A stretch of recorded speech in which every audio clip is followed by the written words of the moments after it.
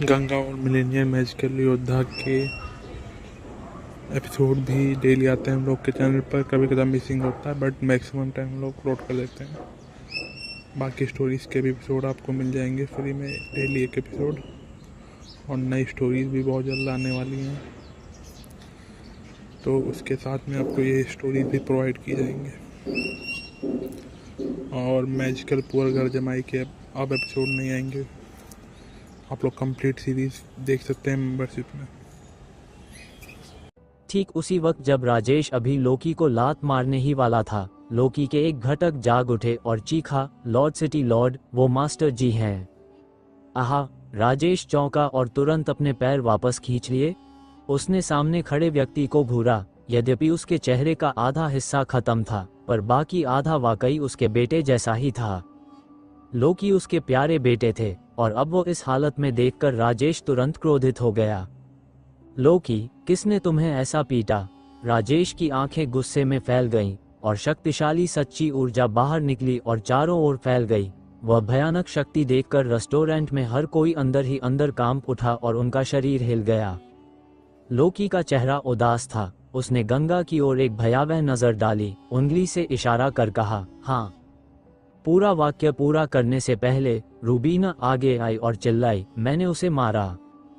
तुम? राजेश ने रूबीना की ओर ठंडी नजर से देखा। कुछ न बोले ही उसने तुरंत रूबीना को वहीं मार डालने की कार्रवाई की। पर उसी समय राजेश के पीछे से एक आवाज आई, भाई बियो रुपए, 1 मिनट रुको। बोलने वाला एक लंबा और दुबला मध्यायु का आदमी था। उसके आंखों में एक नियंत्रित निगाह थी, होठों पर 2 मूंछें थीं, और वह बहुत चालाक दिखता था। उसका प्लेस भी असाधारण स्तर तक पहुंचता था। यह व्यक्ति कोई और नहीं बल्कि एन्यांग सिटी के उपाध्याय फैमिली का मुखिया समर था। राजेश ने मुड़कर समर की ओर देखा, भौं चढ़ाते हुए कहा, भाई समर, तुम मुझे मेरे बेटे का बदला लेने से क्यों रोक रहे हो?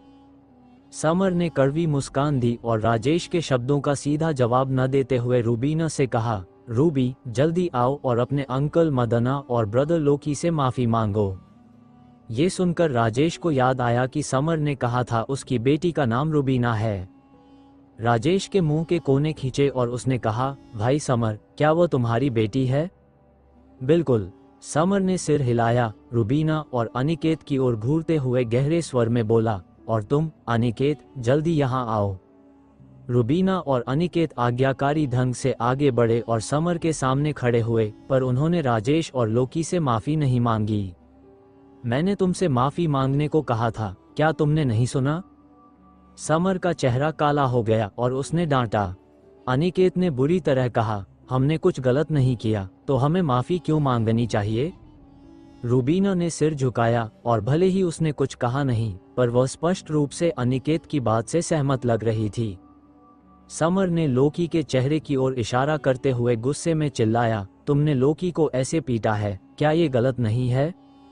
उसने मेरी बहन को छेड़ा और अभी अभी अपनी तलवार से मुझे मारने की कोशिश भी की, उसे ऐसे ही पीटा जाना चाहिए।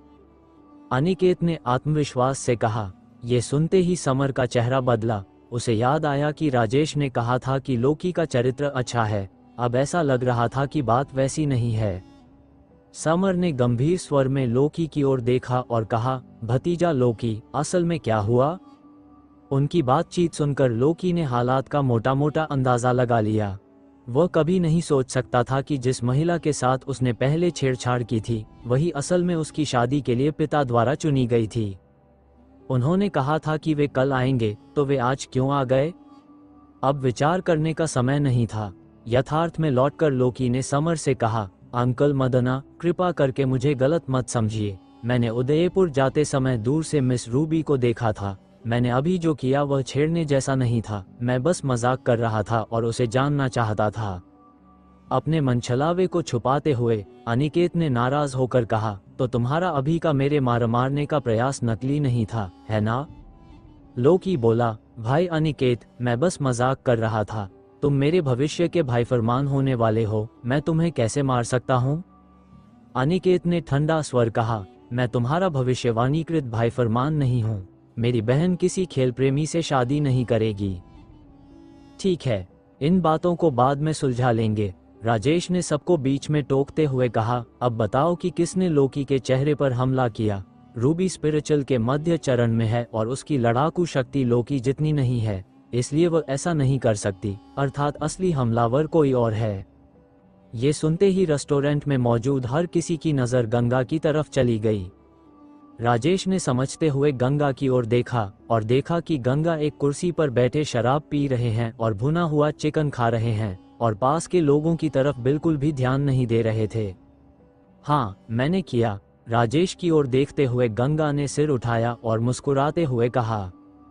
उसके इस बेपरवाह रवैये को देखकर सब स्तब्ध रह गए। राजेश ने गुस्से में चिल्लाया, लड़के, तुम्हें इतनी घमंड कैसे होने की हिम्मत है?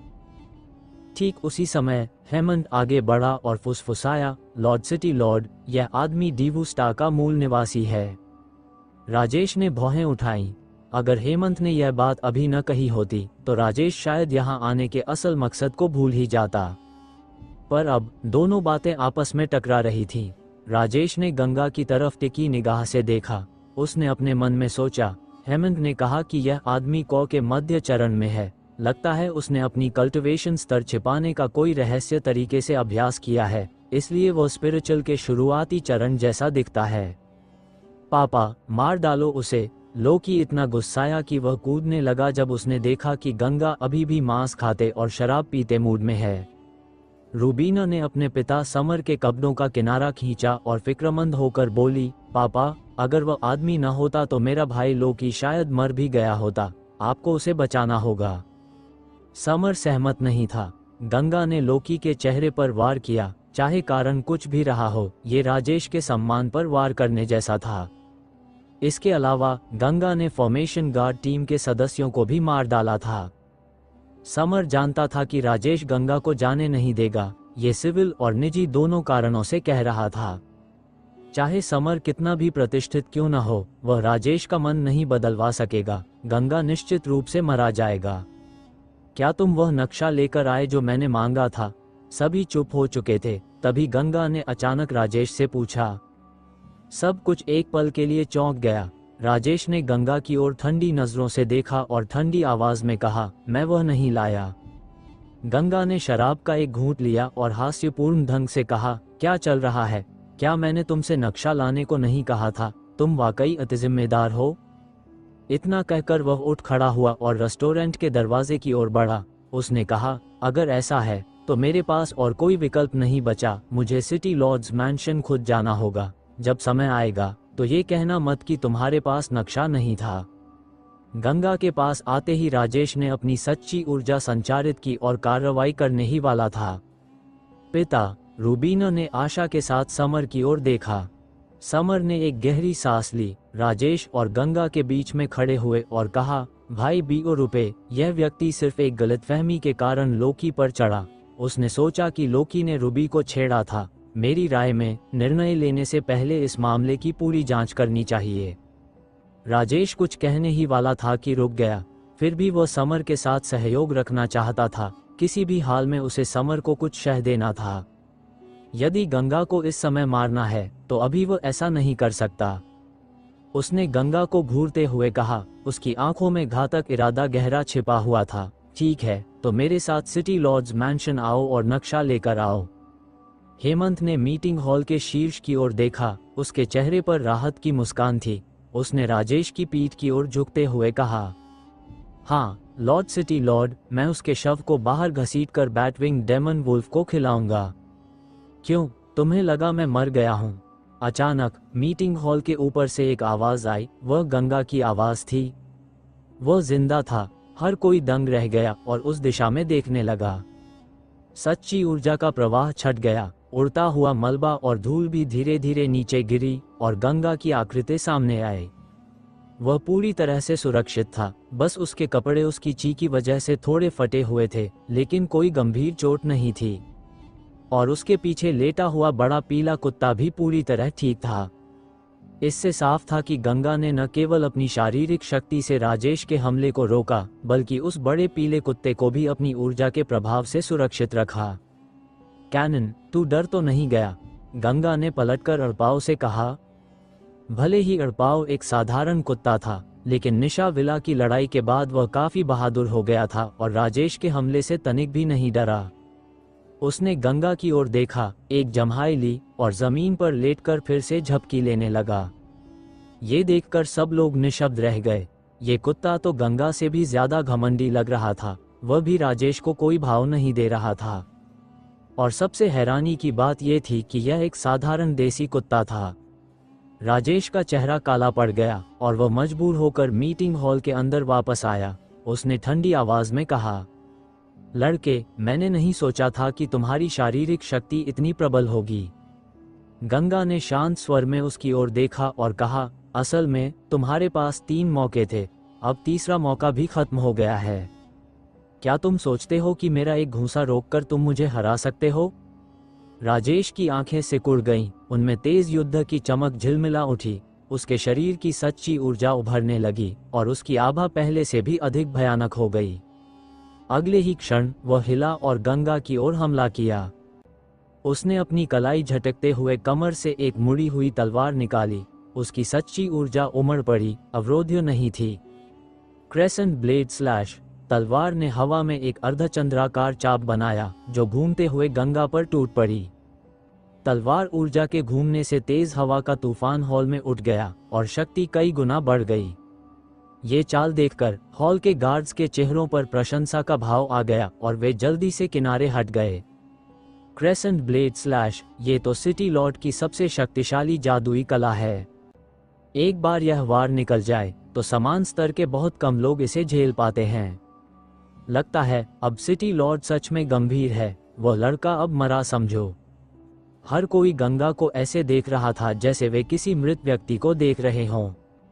अर्धचंद्राकार तलवार उसके ऊपर टूट पड़ी, पर गंगा जरा भी नहीं डरा। उसने अपना शरीर हिलाया और सीधा उसी तलवार की ओर उड़ पड़ा। इस बार उसने अपना मुक्का भी नहीं उठाया। हर कोई हैरान रह गया, उन्हें लगा यह आदमी पागल हो गया है। धड़ाम। राजेश और गार्ड्स प्रतिक्रिया भी नहीं कर पाए थे कि गंगा ने अर्धचंद्राकार तलवार की ऊर्जा को चीर दिया और उसका शरीर सीधा उस तलवार को पार कर गया। तलवार ऊर्जा विस्फोट के साथ फट गई, लेकिन गंगा को जरा भी नुकसान नहीं हुआ। वह गायब हुआ और सीधा राजेश पर हमला किया।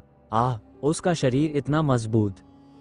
राजेश भयभीत था। उसने कभी नहीं सोचा था कि क्रेसेंट स्लैश जैसी कला भी विफल हो जाएगी। गंगा को अपनी ओर आते देख उसने जल्दी से तलवार घुमाई और प्रतिरोध किया। गंगा ने शांति से एक मुक्का मारा, बिना किसी दिखावे या कला के, सीधा राजेश की तलवार पर। क्लंग। धातु और पत्थर की टक्कर जैसी आवाज गूंजी। राजेश ने महसूस किया कि एक भीषण शक्ति उसके हाथ में घुस गई है। उसका हाथ सुन्न हो गया और दर्द इतना कि वह तलवार पकड़ भी नहीं सका।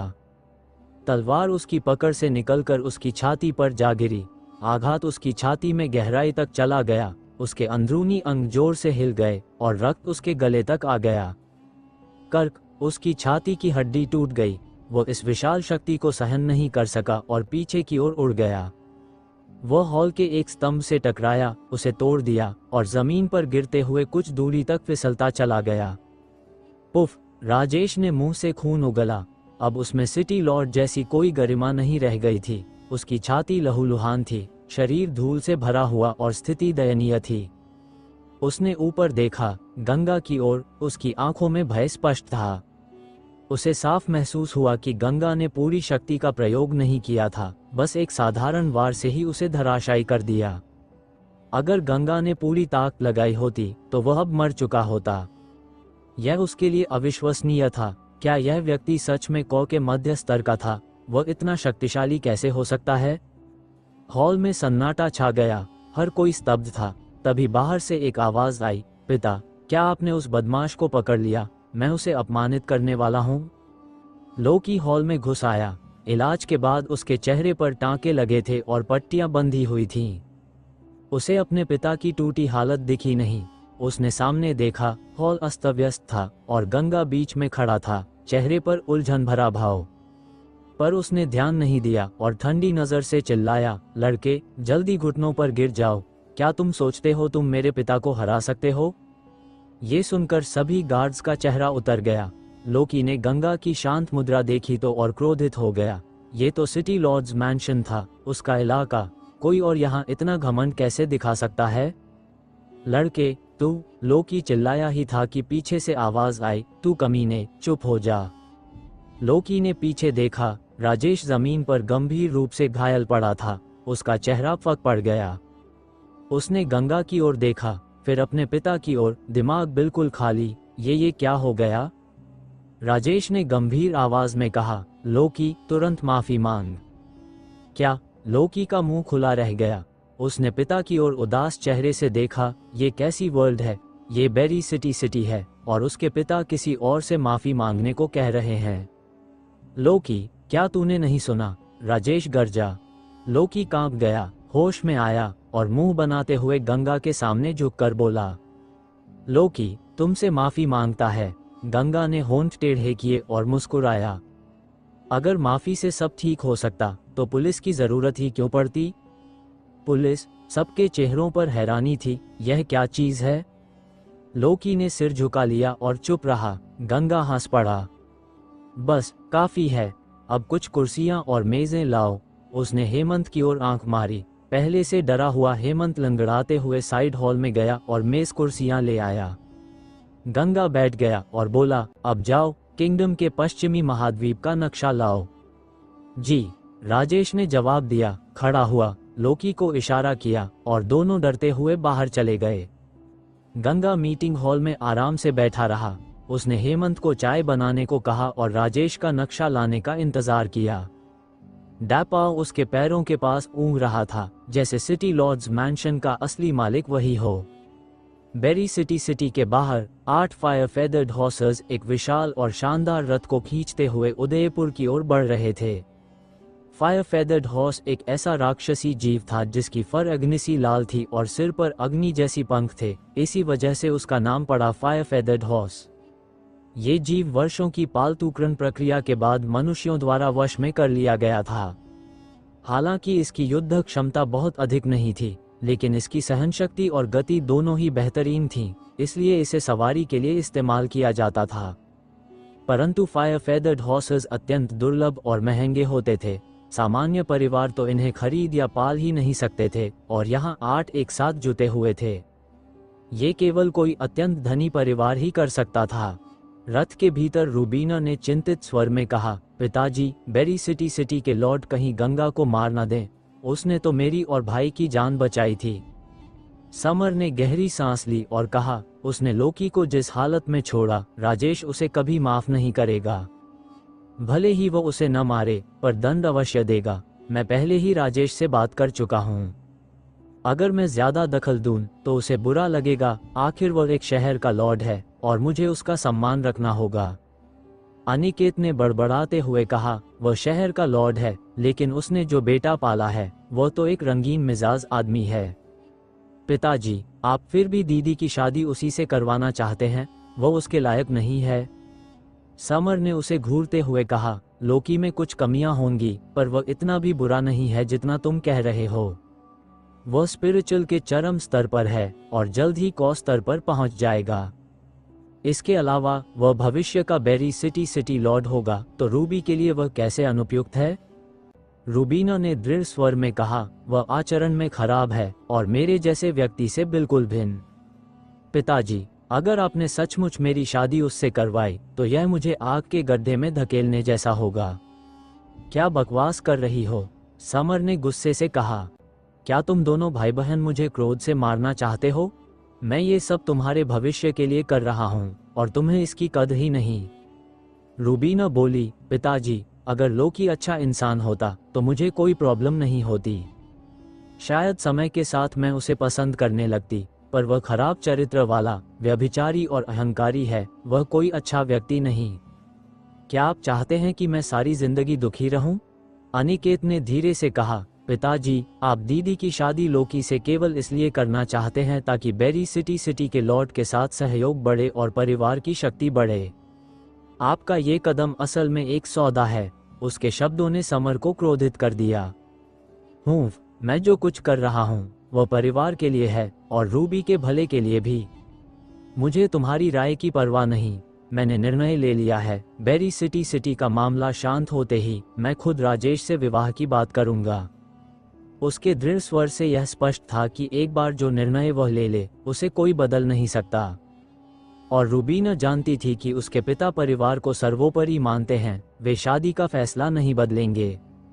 रूबीना की आंखों में उदासी झलकी। वह सोच भी नहीं पा रही थी कि अगर उसकी शादी लोकी से हो गई तो उसका जीवन कितना कष्टदायक होगा। शायद अगर वो शुरुआत में छिपकर बेरी सिटी न आई होती तो उसे लोकी का असली चेहरा कभी पता ही न चलता और सब कुछ सामान्य रहता। वो शायद अनजान खुशी में दुल्हन बन जाती, पर अब सब कुछ खत्म हो गया। अनिकेत अपनी बहन की उदासी देखकर दुखी हुआ, लेकिन कुछ कर नहीं सका। उसे उस युवक की याद आई जिसने उसकी जान बचाई थी। उसने धीरे से कहा, दीदी, अब न केवल आप मुश्किल में हैं, बल्कि गंगा भी। गंगा का नाम सुनते ही रूबीना के दिल में अपराध बोध भर गया। बड़े परिवार की बेटी होने के नाते वह जानती थी कि प्रतिष्ठा बड़े घरानों के लिए सब कुछ होती है। गंगा ने सिविल रूप से लोकी के चेहरे पर प्रहार किया था, जिससे उसका चेहरा चकनाचूर हो गया था। राजेश अगर बेरी सिटी में अपनी ताकत दिखाना चाहता है तो वह गंगा को छोड़ नहीं देगा। नहीं, मैं खुद तो आग में कूद ही चुकी हूँ, अब दूसरों को इसमें नहीं झोंक सकती। रूबीना ने मन ही मन निश्चय किया और बोली, पिताजी, मैं लोकी से शादी करने को तैयार हूँ और परिवार को सिटी लॉर्ड्स मैंशन के साथ गठबंधन में मदद दूंगी। ये सुनकर समर का चेहरा थोड़ा नरम पड़ा और बोला, रूबी, तुम अब छोटी नहीं रही, समझदार बनने का समय है। कभी कभी परिवार के लिए कुछ बलिदान स्वाभाविक होते हैं। रूबीना ने बात बदलते हुए कहा, पर पिताजी, मेरी एक शर्त है। समर ने पूछा, क्या शर्त है? रूबीना बोली, मैं चाहती हूँ कि आप आगे बढ़कर गंगा की रक्षा करें ताकि बेरी सिटी के लोग उसे नुकसान न पहुँचा सकें। अगर आप यह वादा करें तो मैं बिना किसी विरोध के लोकी से विवाह स्वीकार कर लूंगी। समर ने कुछ क्षण सोचा और सिर हिलाते हुए कहा, ठीक है। फिर उसने बाहर कोचवान से कहा, रथ रोक दो। रथ रुक गया। समर ने अपने सेवकों से कहा कि कागज और कलम लाएं। उसने एक पत्र लिखा, उस पर अपनी मुहर लगाई और सेवक को तुरंत बेरी सिटी भेज दिया कि वो पत्र सिटी लॉर्ड को पहुंचा दे। सेवक रवाना हुआ और रथ फिर आगे बढ़ने लगा। समर ने अपनी बेटी की ओर देखा पर कुछ नहीं कहा। वह जानता था कि उसे अपनी बेटी पर दया आ रही है, लेकिन उसने फिर भी दिल कठोर कर लिया। परिवार पहले था। रूबीना खिड़की से बाहर उड़ते पेड़ों को देख रही थी। उसकी आंखों में गहरी उदासी थी। वह जानती थी कि लोकी से शादी परिवार के लिए फायदे लाएगी, पर उसकी अपनी खुशी उससे बहुत दूर चली जाएगी। दीदी, अनिकेत कुछ कहना चाहता था पर बोला नहीं। वह निराशा से एक ओर बैठ गया, चेहरे पर उदासी थी। रथ धीरे धीरे चलता हुआ बेरी सिटी की सीमा से बहुत दूर निकल गया। सन्नाटा छा गया। Berry City lord's mansion, council hall. Ganga कुर्सी पर बैठा था। सामने राजेश, लोकी और हेमंत खड़े थे। 2 मीटर लंबी और 1 मीटर चौड़ी मेज पर एक बड़ा नक्शा फैला हुआ था। वह नक्शा डिवाइन एम्पायर के पश्चिमी महाद्वीप का था। गंगा ने एक नज़र डाली, कई जगहें अब भी चिन्हित नहीं थीं, यानी नक्शा अधूरा था। राजेश के अनुसार नक्शे के लाल रंग वाले हिस्से सम्राट के अधीन प्लेस थे, जो पूरे पश्चिमी महाद्वीप का 5वां हिस्सा थे। यही हिस्सा सबसे समृद्ध, सबसे शक्तिशाली और संसाधनों से भरपूर था। बाकी इलाकों को कई रंगों में बांटा गया था, जो विभिन्न देशों का प्रतिनिधित्व कर रहे थे। कुल मिलाकर 100 से अधिक देश थे। गंगा ने थोड़ी देर खोजने के बाद ग्रेट डायनेस्टी ढूंढ लिया। वह पश्चिमी महाद्वीप के पूर्व में स्थित था, जबकि बेरी सिटी पश्चिम में थी। दोनों के बीच 10 से अधिक देश थे। गंगा ने नक्शे पर उंगली रखते हुए राजेश से पूछा, यहाँ से ग्रेट डायनेस्टी कितनी दूर है? राजेश ने नक्शा देखा और कहा, बेरी सिटी से ग्रेट डायनेस्टी की दूरी लगभग 20,000 किलोमीटर है। इतनी दूर? गंगा ने भौहें चढ़ाईं। अगर उसे वहां उड़कर जाना पड़े तो बहुत समय लगेगा, लेकिन उसे ग्रेट डायनेस्टी जाना ही था क्योंकि उसकी मां वहीं राजधानी में थी। हालांकि यह उतावली करने का समय नहीं था। गंगा ने विषय बदलते हुए पूछा, वैसे क्या तुमने किसी ऐसे व्यक्ति के बारे में सुना है जो खुद को होली एम्परर कहता है? ब्लैक स्टार पर? होली एम्परर, ये शब्द सुनते ही राजेश, लोकी और हेमंत तीनों झुककर 90 डिग्री का प्रणाम करने लगे। उनके चेहरों पर गहरी श्रद्धा और भय की छाया थी। राजेश और उसके साथ खड़े दोनों लोग भय से कांप रहे थे। गंगा ने भौहें सिकोड़ ली। अब वह समझ गया था कि यह तथाकथित होली एम्परर नाम का व्यक्ति न केवल प्रसिद्ध है, बल्कि ब्लैक स्टार पर भय और श्रद्धा दोनों का प्रतीक है। वह राजेश की ओर देखते हुए बोला, कौन है ये होली एम्परर? राजेश और नीचे झुक गया। आवाज में अत्यधिक श्रद्धा और भय था। महामहिम महान और पुण्यात्मा सेंट एम्परर ब्लैक स्टार के डिवाइन एम्पायर के शासक हैं। पूरे ब्लैक स्टार पर उनका शासन है। क्या यानी वह डिवाइन एम्पायर का सम्राट है? ये सुनकर गंगा का दिल जोर से धड़क उठा। वह पहले से ही जानता था कि यह होली एम्परर मास्टर केके का शिष्य था, वही जिसने हावलम पर अचानक हमला कर उसे 3-6 अरब आत्मिक चेतनाओं में बिखेर दिया था। गंगा को तब ही लगा था कि यह व्यक्ति ब्लैक स्टार का कोई बड़ा शासक या शक्तिशाली व्यक्ति होगा, लेकिन उसने कभी यह नहीं सोचा था कि होली एम्परर असल में पूरे ब्लैक स्टार का शासक और डिवाइन एम्पायर का राजा होगा। राजेश के रवैये से यह स्पष्ट था कि होली एम्परर का नाम लेना भी वहां के लोगों के लिए श्रद्धा और भय से भर देता है। गंगा ने मन ही मन सोचा, अगर उसे अपने पिता और गुरु का बदला लेना है तो ये लड़ाई बेहद कठिन होगी। वह किसी व्यक्ति से नहीं, पूरे ब्लैक स्टार और पूरे डिवाइन एम्पायर से टकराने जा रहा था। लेकिन उसके मन में जरा भी डगमगाहट नहीं थी। होली एम्परर ने ये शक्ति हजारों वर्षों की साधना से प्राप्त की होगी। गंगा को पूरा यकीन था कि 1000 साल बाद वह व्यक्ति अब उमांग स्टारफील्ड से आगे बढ़कर तारों के समुद्र में जा चुका होगा। उसे मारने के लिए शायद कुछ 100 साल ही पर्याप्त होंगे। गंगा ने मन ही मन दृढ़ता से सोचा। फिर उसने राजेश से पूछा, होली एम्परर का नाम क्या है? राजेश कांप उठा, सिर और झुका लिया और चुप रहा। गंगा ने हेमंत और लोकी की ओर देखा। दोनों भी चुप थे, जैसे किसी देवता का नाम लेना पाप हो। गंगा ने ठंडे स्वर में कहा, राजेश, क्या तुम मुझे बताने का इरादा नहीं रखते? राजेश का चेहरा कस गया। कुछ क्षणों की हिचकिचाहट के बाद उसने कहा, मिस्टर आर, कृपया हमें कठिनाई में न डालिए। होली एम्परर हम सामान्य मनुष्यों से ऊपर हैं, वह देवता के समान हैं। हम जैसे लोग उनका नाम कैसे ले सकते हैं? गंगा खड़ा हुआ और ठंडे स्वर में बोला, अगर नहीं बताया तो तुम्हारे चेहरे पर मेरा एक और घूंसा पड़ेगा। ये सुनकर राजेश का दिल बैठ गया। उसके माथे पर ठंडा पसीना छलक आया। उसने जैसे अपनी सारी ताकत जुटाकर जोर से कहा, होली एम्परर का नाम उमेश है। नाम लेते ही राजेश तुरंत पूरब दिशा की ओर झुक गया और कांपते स्वर में बोला, महामहिम महान और पुण्यात्मा होली एम्परर उमेश, कृपया मुझे क्षमा करें। मैं मजबूर होकर आपका नाम लेने को विवश हुआ हूँ। गंगा ये दृश्य देखकर दंग रह गया। एक सिटी लॉर्ड जैसे शक्तिशाली व्यक्ति को मात्र एक नाम लेने से इतना भयभीत देखना अविश्वसनीय था। वो सोचने लगा, उमेश आखिर कितना भयानक व्यक्ति होगा जिसने पूरे ग्रह के लोगों के दिल में ऐसा आतंक भर दिया है। निश्चित ही जब उसने ब्लैक स्टार पर कब्जा किया था तो उसकी तरीकियां अत्यंत निर्दयी और भयानक रही होंगी। गंगा ने धीरे से बुदबुदाया, तो उसका नाम उमेश है।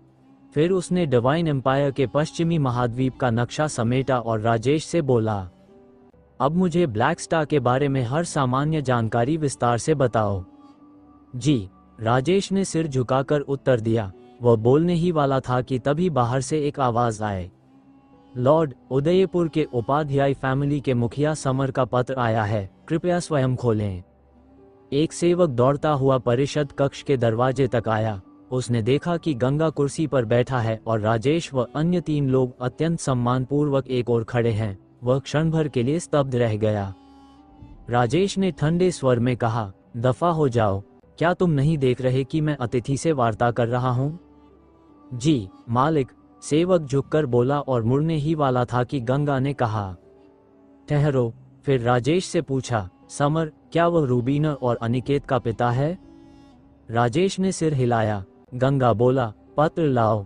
अगर इसमें मेरे बारे में कुछ लिखा है तो मैं देखना चाहता हूँ। हालांकि समर ने पहले उसके लिए राजेश से गुहार लगाई थी, पर गंगा जानता था कि वह बस औपचारिकता निभा रहा था, न कि वास्तव में उसे बचाना चाहता था। लेकिन शायद ये पत्र किसी तरह की दया याचना हो सकता था। राजेश ने पत्र लिया, पढ़ा और बोला, मिस्टर आर, मेरे भाई समर ने लिखा है कि अगर हम आपको रिहा कर दें तो वह अगले महीने बेरी सिटी आकर लोकी और रूबीना की शादी पर चर्चा करेंगे। साथ ही पहले जो व्यापारिक समझौता हमने किया था उसमें वो मुझे 50% अतिरिक्त लाभ देंगे। शादी? गंगा की नज़र केवल पहले हिस्से पर ठहर गई। आगे के लाभ की बातों में उसे कोई दिलचस्पी नहीं थी। अब उसे समझ आया कि जब रेस्टोरेंट में रूबीना ने लोकी का नाम सुना तो वह इतनी स्तब्ध क्यों हुई थी। असल में दोनों के बीच पहले से विवाह का प्रस्ताव चल रहा था। गंगा ने लोकी की ओर नफरत से देखा। अगर रूबीना की शादी लोकी से हो गई तो वह मानो लाल गुलाब को गोबर में गाड़ने जैसा होगा। उसने राजेश से कहा, पत्र मुझे दो। पत्र पढ़ने के बाद गंगा को उम्मीद के मुताबिक उसमें वही लिखा मिला। ये पत्र उसके पक्ष में दया याचना थी, पर स्पष्ट था कि यह विचार समर का नहीं था, बल्कि रूबीना ने अपने पिता से यह अनुरोध करवाया था।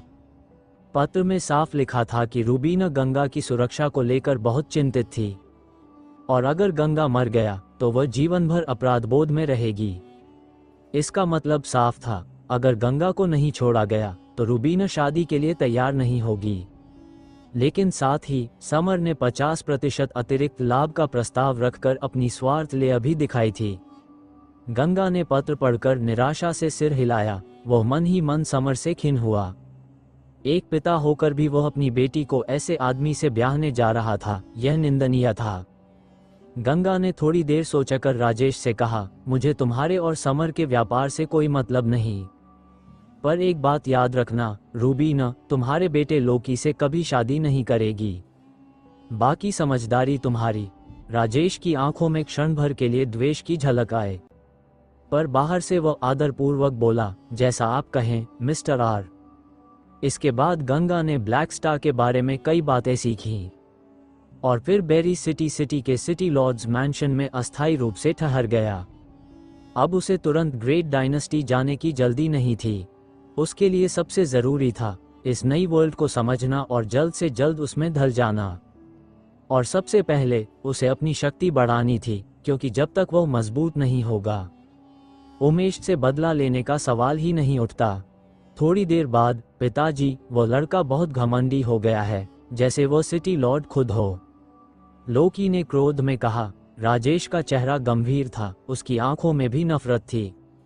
कुछ क्षणों की चुप्पी के बाद उसकी निगाह ठंडी हुई और उसने धीरे से कहा, जय कई बार मुझसे मिलने की कोशिश कर चुका है। वो बेरी सिटी में प्रवेश करना चाहता था, पर मैं मना कर देता था। अब वो खुद आना चाहता है, तो इस बार मैं उसे एक मौका दूंगा। गंगा का सिर उसके स्वागत उपहार के रूप में उसे दूंगा। लोकी की आंखें चमक उठीं। अगर जय ने कदम बढ़ाया तो गंगा का अंत तय है। लेकिन तुरंत ही उसके चेहरे पर चिंता आ गई। पिताजी, जय ट्रांसेंडेंट रेल्म के तीसरे स्तर का वॉरियर है। अगर उसे बेरी सिटी में आने दिया तो वह भविष्य में सिटी लॉर्ड्स मैंशन के लिए खतरा बन सकता है। चिंता मत करो, राजेश ने ठंडी हंसी के साथ कहा। हालांकि बेरी सिटी लॉर्ड का पद वंशानुगत है और इसे किंगडम से कोई अधिकार प्राप्त नहीं, पर मैं इतने वर्षों से इस शहर का संचालन कर रहा हूं और आसपास की 6 में से 5 अन्य नगरों के साथ अच्छे संबंध स्थापित कर चुका हूं। जब समय आएगा तो मैं उनमें से कुछ विशेषज्ञों को बुला लूंगा, वे निश्चित रूप से जय को दबा सकेंगे। वह आगे बोला, जय वर्षों से हत्या, डकैती और जलान लूटने में संलग्न रहा है। अन्यान के नेतृत्व में आसपास की सभी 6 नगरियां उसे अपनी आंख का कांटा मानती हैं। अगर मैं उसे फंसाकर मार दूं तो यह मेरे लिए एक महान उपलब्धि होगी। यह निर्णय लेने के बाद राजेश ने तुरंत हेमंत को बुलाया और उसे आदेश दिया कि वह जय से संपर्क करे और उसे सिटी लॉर्ड्स मैंशन में आमंत्रित करे। 3 दिन बाद आधी रात हेमंत एक भारी शरीर वाले मध्यम आयु के व्यक्ति को पीछे के द्वार से सिटी लॉर्ड्स मैंशन में लेकर आया। दोनों सीधे राजेश के प्रांगण की ओर बढ़े। पहुंचने पर हेमंत ने दरवाजा खटखटाया। सिटी लॉर्ड, जय आ गया है। हेमंत के बगल में खड़ा वही व्यक्ति था, जय। वह 6 नगरों के चारों ओर घूमने वाले एक डाकू संगठन का मुखिया था। वो बचपन से ही डाकुओं के बीच पला और एक साधारण लुटेरा था। बाद में उसने एक शक्तिशाली युद्धकला चुरा ली और अभ्यास करते करते अपने प्रेजेंट स्तर तक पहुंच गया। अब वो तीसरे ट्रांसेंडेंट रेल्म का वॉरियर था, छह नगरों में ऐसा स्तर एक महान उस्ताद माना जाता था। अगर वो किसी परिवार से जुड़ जाए तो उसका स्वागत एक विशिष्ट अतिथि के रूप में किया जाता। लेकिन डाकू जीवन ने उसे लगभग हर बड़े परिवार और संगठन का दुश्मन बना दिया था। इसलिए छह नगरों में से कोई भी उसे शरण नहीं देना चाहता था। केवल एक व्यक्ति था जिससे उसका कुछ पुराना संबंध था, राजेश। हालांकि जय ने कई बार बेरी सिटी के व्यापारियों को भी लूटा था, पर चूंकि बेरी सिटी कंपैरेटिवली पिछड़ा था, उसने वहां कम ही लूट की थी। इसके अलावा उसने कभी राजेश की किसी दुश्मन को मारने में मदद भी की थी। इसी कारण जब उसने तय किया कि वह अंधकार से निकलकर वैध काम में कदम रखेगा, तो वह राजेश के पास आया ताकि वह उसे अपने लोगों समेत बेरी सिटी में बसने की इजाजत दे। लेकिन राजेश जानता था कि अगर उसने उसे शरण दी तो आसपास की पांचों नगरियां नाराज हो जाएंगी। इसलिए उसने उसका प्रस्ताव ठुकरा दिया। तभी से जय के मन में उसके प्रति द्वेष था। वो मन ही मन सोचता रहता था कि एक दिन अपनी सेना लेकर बेरी सिटी पर हमला करेगा, राजेश को मार देगा और खुद सिटी लॉर्ड बन जाएगा। वास्तव में उसकी शक्ति राजेश से अधिक थी, लेकिन वह अब तक इसलिए नहीं बढ़ा क्योंकि उसे डर था कि अगर वह राजेश को मारेगा तो अन्य नगरों की पांचों सेनाएं मिलकर उसे घेर लेंगी। इस बार हालांकि वह सब कुछ भूल चुका था। उसे विश्वास था कि उसकी डाकू सेना अब काफी मजबूत है और जैसे ही वह राजेश को खत्म करेगा, वह बेरी सिटी पर आसानी से कंट्रोल कर लेगा। जब वह अपने इस हमले की रणनीति बना रहा था, उसी समय हेमंत उससे मिलने आया, राजेश की ओर से निमंत्रण लेकर। ये सुनकर जय के चेहरे पर एक चालाक मुस्कान आए। वो समझ गया कि शायद अब राजेश खुद उसके जाल में फंसने वाला है। उसने तुरंत आने की हामी भर दी, पर चालाकी से हेमंत को पहले शहर में वापस भेज दिया और खुद 3 दिन बाद पहुंचा। वास्तव में उसने पहले ही अपने सशस्त्र डाकुओं को बेरी सिटी से 30 मील दूर एक जंगल में तैनात कर दिया था। उसका इरादा था जैसे ही वह राजेश को मारेगा, वह एक संकेत भेजेगा और पूरी डाकू सेना शहर पर टूट पड़ेगी। सब कुछ उसकी योजना के अनुसार था, लेकिन उसने तुरंत हमला करने की जल्दबाजी नहीं की। वह पहले ये देखना चाहता था कि वह कौन है जिसके कारण राजेश इतना चिंतित है। वह कौ के मध्य चरण वाला रहस्यमय युवक गंगा। दरवाजा खुला, राजेश बाहर निकला, मुस्कुराते हुए बोला, लाव लुओ, कितने दिनों बाद मुलाकात हो रही है, उम्मीद है तुम अच्छे होगे। राजेश को ये पता नहीं था कि जय पहले ही उसकी हत्या और शहर पर कब्जे की योजना बना चुका है। जय ने झुककर मुस्कुराते हुए कहा, सिटी लॉर्ड यू, सुना आपने मुझे बुलाया है तो मैं तुरंत चला आया, बस कुछ छोटे मोटे कामों में उलझ गया, इसलिए 2 दिन देर हो गई, क्षमा कीजिएगा। दोनों के मन में अपनी अपनी योजना थी, पर बाहर से वे मित्रवत लग रहे थे। लाव लुओ, इतने औपचारिक मत बनो, अंदर आओ। राजेश ने उसे अंदर बुलाया, जबकि हेमंत दरवाजे पर ही खड़ा रहा। राजेश ने पूरा मामला जय को बताया। ये सुनकर जय चौंक गया। उसे विश्वास नहीं हुआ कि एक कौ मध्य स्तर का व्यक्ति राजेश को हरा सकता है। वह बोला, सिटी लॉर्ड यू, क्या आपको पूरा यकीन है कि वो व्यक्ति सच में कौ के मध्य चरण में है? राजेश ने गंभीरता से कहा, हाँ, वह कौ मध्य स्तर का ही है, लेकिन वह बॉडी कल्टिवेटर है। उसकी शारीरिक शक्ति अत्यंत भयानक है। जय कुछ देर सोच में डूबा। वह जानता था कि अगर उसने शहर पर हमला किया तो वह युवक उसके लिए सबसे बड़ी बाधा बनेगा। इसलिए उसने मन में तय किया कि पहले वह गंगा को ही खत्म करेगा और फिलहाल राजेश के साथ मिल जाना ही बेहतर रहेगा। उसने कहा, वो व्यक्ति कहाँ है? कब हमला करें? राजेश की आंखों में ठंडी चमक उभरी। उसने दांत भींचते हुए कहा, वह आदमी बेहद घमंडी है। इस समय मेरे सिटी लॉर्ड्स मैंशन में ही रह रहा है। हम अभी चलते हैं, आज रात उसे खत्म करते हैं। जय को हत्या की आदत थी। वो शांति से बोला, ठीक है सिटी लॉर्ड यू, आप रास्ता दिखाइए। राजेश खड़ा हुआ और बाहर निकला। उसने हेमंत से कहा कि लोकी को बुलाए। लोकी सब सुनकर उत्तेजित हो गया। उसने जय की ओर झुककर कहा, चीफ लुओ, कृपया उसे इतनी जल्दी मत मारना। मैं चाहता हूं कि पहले उसे पकड़ो ताकि मैं खुद उसे धीरे धीरे यातना दे सकूं। जय हंसते हुए बोला, मास्टर यू, वो आदमी आसान नहीं है, पर मैं पूरी कोशिश करूंगा कि वो जिंदा रहे। पर मन ही मन उसने सोचा जैसे ही गंगा मरेगा वह तुरंत राजेश, लोकी और हेमंत तीनों को भी खत्म कर देगा। चलो, राजेश अब अधीर था। चारों धीरे धीरे उस प्रांगण की ओर बढ़े जहां गंगा रह रहा था। उसी समय गंगा को बेरी सिटी में आए 3 दिन हो चुके थे। इन दिनों उसने दिन में ब्लैक स्टार के बारे में ज्ञान प्राप्त किया और रात को साधना की। वो अब इस ग्रह के पश्चिमी महाद्वीप की भौगोलिक, सांस्कृतिक और सामाजिक स्थितियों से काफी परिचित हो चुका था। उस रात वह अपने कमरे में बैठकर 9 टर्न स्टार आर्ट का अभ्यास कर रहा था। ब्लैक स्टार पर आध्यात्मिक ऊर्जा अत्यंत सघन थी। यहाँ की स्टार एनर्जी पृथ्वी की तुलना में कहीं अधिक समृद्ध और शुद्ध थी। गंगा ने सोचा, शायद इस ग्रह का आकार बड़ा है, इसलिए ऊर्जा भी अनुपात में अधिक है। तभी बाहर से हल्के कदमों की आहट आई। गंगा ने तुरंत आंखें खोली और एक प्रबल हत्या की भावना महसूस की।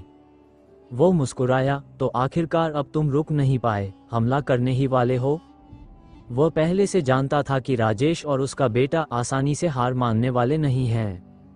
पिछले कुछ दिनों से उसने उन्हें इसलिए जिंदा छोड़ा था ताकि उनसे ब्लैक स्टार की जानकारी प्राप्त कर सके, पर उसने यह नहीं सोचा था कि वे मदद लाने में 3 दिन लगा देंगे। गंगा ने अपनी दिव्य इंद्रियों से आभास किया, ट्रांसेंडेंट रेल्म 3रा स्तर। वह हंस पड़ा, मेरे खिलाफ कोई 3रे स्तर का व्यक्ति? ये लोग मुझे बहुत कम आंकते हैं। बाहर के कदम बहुत हल्के थे, मानो वे उसे परेशान नहीं करना चाहते हों। गंगा कुर्सी पर बैठ गया और ठंडी आवाज में बोला, चूंकि तुम आ ही गए हो तो अंदर आओ, यूं छिप छिप कर वक्त मत बर्बाद करो। ये सुनकर दरवाजे के बाहर खड़े राजेश और बाकी 2 लोगों की आंखों में शैतानी चमक उभरी। जय ने राजेश की ओर देखा और बोला, सिटी लॉर्ड यू, यह आदमी तो काफी घमंडी है। राजेश ने बंद दरवाजे पर एक नजर डाली, आगे बढ़ा और लात मारकर दरवाजा खोल दिया। उसने देखा कि गंगा कमरे में बैठा हुआ था। जरा भी घबराया नहीं था, बल्कि उसके चेहरे पर तो एक हल्की सी खिल्ली उड़ाती मुस्कान थी। उसकी आंखों में एक दुष्ट चमक झलकी और वह ठंडे स्वर में बोला, गंगा, तू मरने वाला है और फिर भी मुस्कुरा रहा है। गंगा ने मजाकिया लहजे में कहा, मुझे लगता है तुमने ये बात कुछ दिन पहले भी कही थी। जय ने गंगा की ओर देखा और अपने पास से कांटों से भरी एक लोहे की कोड़ा निकाली। उसने कोई बात नहीं की, उसकी आंखों में बस ठंडी, मार डालने वाली नीयत झलक रही थी। गंगा ने किसी और की ओर ध्यान नहीं दिया, उसकी नजर सीधे जय पर टिक गई। वह महसूस कर सकता था कि इस आदमी के शरीर में भारी मात्रा में दुष्ट ऊर्जा थी। इसका मतलब था कि उसने अपने जीवन में बहुत से लोगों की हत्या की थी। यही कारण था कि उसमें इतनी प्रबल बुरी ऊर्जा जमा हो चुकी थी। जहां तक ये सवाल था कि वह अच्छा व्यक्ति है या बुरा, गंगा को इसकी कोई परवाह नहीं थी। वह सिर्फ इतना जानता था, इस समय वह उसका दुश्मन था। दोनों के बीच की लड़ाई की भावना बढ़ी और वातावरण तनावपूर्ण हो गया। देखते ही देखते जैसे लड़ाई शुरू होने ही वाली थी, हेमंत और लोकी जल्दी से कुछ कदम पीछे हट गए। हाँ, अब यह मरा हुआ समझो। लोकी की आंखों में नफरत की आग जल रही थी और वह अपने मन में सोच रहा था कि गंगा को पकड़ने के बाद उसे किस तरह यातनाएं देकर अपने दिल का बदला निकालेगा। हेमंत ने अपनी अब भी लंगड़ी टांग पर नजर डाली और व्यंग्य से मुस्कुराया, मास्टर, जब आप इस आदमी को यातना दें तो मुझे जरूर बुलाना। लोकी ने हामी भरी, कोई समस्या नहीं। अचानक गंगा ने हलचल की। राजेश के चेहरे पर सतर्कता झलकने लगी। उसने तुरंत अपनी कमर पर टंगे चाकू के मूठ पर हाथ रखा, लेकिन गंगा ने बस मेज पर रखे चाय के प्याले को उठाया, एक घूंट लिया और बोला, चाय अब ठंडी हो रही है, लेकिन आदमी अब तक गया नहीं। लगता है अब उसके जाने का समय आ गया है। मैं कल बेरी सिटी छोड़ दूंगा। इन बातों से राजेश और जय दोनों हैरान रह गए। राजेश चिल्लाया, गंगा, दिखावा बंद कर, आज रात तेरी मौत तय है। गंगा ने प्याला नीचे रखा, कुर्सी पर बैठा रहा और उंगली से जय की ओर इशारा करते हुए बोला, क्या तुम सोचते हो कि एक 3रे स्तर का एक्स्ट्राऑर्डिनरी मुझे पकड़ सकता है? राजेश, तुम बहुत भोले हो। जय की भौहें सिकुड़ गईं। उसने उम्मीद नहीं की थी कि गंगा उसे इतनी हल्के में लेगा। उसने अपनी सच्ची ऊर्जा प्रवाहित की और हाथ में पकड़ा लोहे का कोड़ा जमीन पर फटकारा, जैसे कोई जहरीला सांप फुफकार रहा हो। कांटों की वजह से जमीन पर दरारें पड़ गईं। लाव लुओ, कर डालो। अचानक राजेश ठंडी आवाज में चिल्लाया और अपनी कमर से मुड़ी हुई तलवार निकाली। उसकी सच्ची ऊर्जा भड़क उठी। वह हमला करने ही वाला था, लेकिन वह चालाक था। उसने आवाज तो बहुत की, पर हरकत धीरे से की। साफ था कि वह चाहता था कि जय पहले हमला करे। जय उसके इरादे को समझ गया, लेकिन अगर वह राजेश का भरोसा जीतना चाहता था तो उसे अभी ताकत दिखानी होगी, ताकि बाद में मौका मिलते ही राजेश पर वार कर सके। ठक, जय ने लोहे का कोड़ा फटकारा। हवा में बिजली की आवाज गूंज उठी। उसमें जबरदस्त शक्ति थी। लड़के, मेरी आंख विप का स्वाद चख। जय के चेहरे पर आत्मविश्वास था और उसने अचानक गंगा पर हमला कर दिया। उसका कोड़ा जहरीले सांप की तरह आगे बढ़ा, सीधा गंगा की ओर। फटाक, हवा चीरती हुई निकली, जैसे मौत की सीटी बज रही हो। लोहे के कोड़े पर कांटे थे। अगर यह किसी को लग जाए तो हड्डियां तक छिल सकती थीं। क्या तू बॉडी कल्टिवेटर नहीं है? तो चल देख लेते हैं तेरे शरीर की ताकत ज्यादा है या मेरी आंख विप की शक्ति। जय ठंडे स्वर में बोला। उसके हाथ में जो इलेक्ट्रिक आर्क विप थी वह एक लो ग्रेड अर्थ वेपन थी, बहुत कीमती और शक्तिशाली। वह 6 शहरों में, जिनका नेतृत्व उदयपुर करती थी, अपनी ताकत और इसी कोड़े के दम पर राज करता था। उसे यकीन था कि कौर रेल्म के मध्य चरण का कोई बॉडी कल्टिवेटर उसकी इस हथियार को अपने शरीर से नहीं झेल सकता।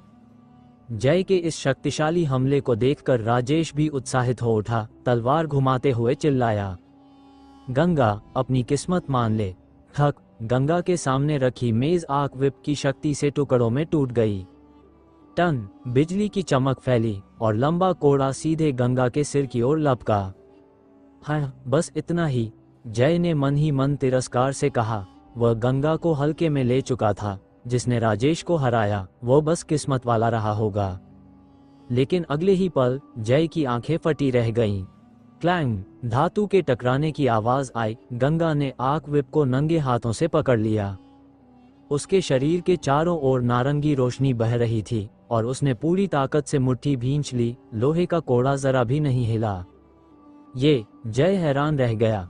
भले उसने पूरी ताकत नहीं लगाई थी, पर किसी को इस तरह उसका कोड़ा पकड़ लेना नामुमकिन था। ये देखकर राजेश, जो हमला करने ही वाला था, तुरंत रुक गया। वह पीछे दरवाजे तक हट गया और बोला, लाव लुओ, मैं दरवाजा संभालता हूं ताकि यह भाग न सके। तुम इसे जल्दी खत्म करो। जय ने मन में गुस्सा दबाया। वह जानता था कि राजेश बस डर गया है। उसने खुद को संभाला और अपनी सारी ऊर्जा हाथों में केंद्रित की, ताकत लगाई ताकि कोड़ा वापस खींच सके। गंगा ने कोड़े को कसकर पकड़ा। कांटों ने उसकी हथेलियों को काट दिया और ताज़ा खून बहने लगा। उसने 8 डेसिलट टायरेंट बॉडी की शक्ति पूरी तरह से सक्रिय की। उसके शरीर से नारंगी आभा फूट पड़ी। उसकी ताकत और रक्षा दोनों बढ़ गई। उसने जोर लगाकर कोड़ा अपनी ओर खींच लिया। जय संभल नहीं पाया। उसका कोड़ा हाथ से छूट गया और दूर जा गिरा। लड़ाई शुरू होने से पहले ही उसका हथियार छिन गया और गंगा अभी तक कुर्सी से उठा भी नहीं था। लो ग्रेड अर्थ वेपन खोने से जय की शक्ति 30% घट गई। अब उसके चेहरे पर गंभीरता आ गई। अब उसे समझ में आया कि गंगा वाकई वैसा ही खतरनाक है जैसा राजेश ने कहा था।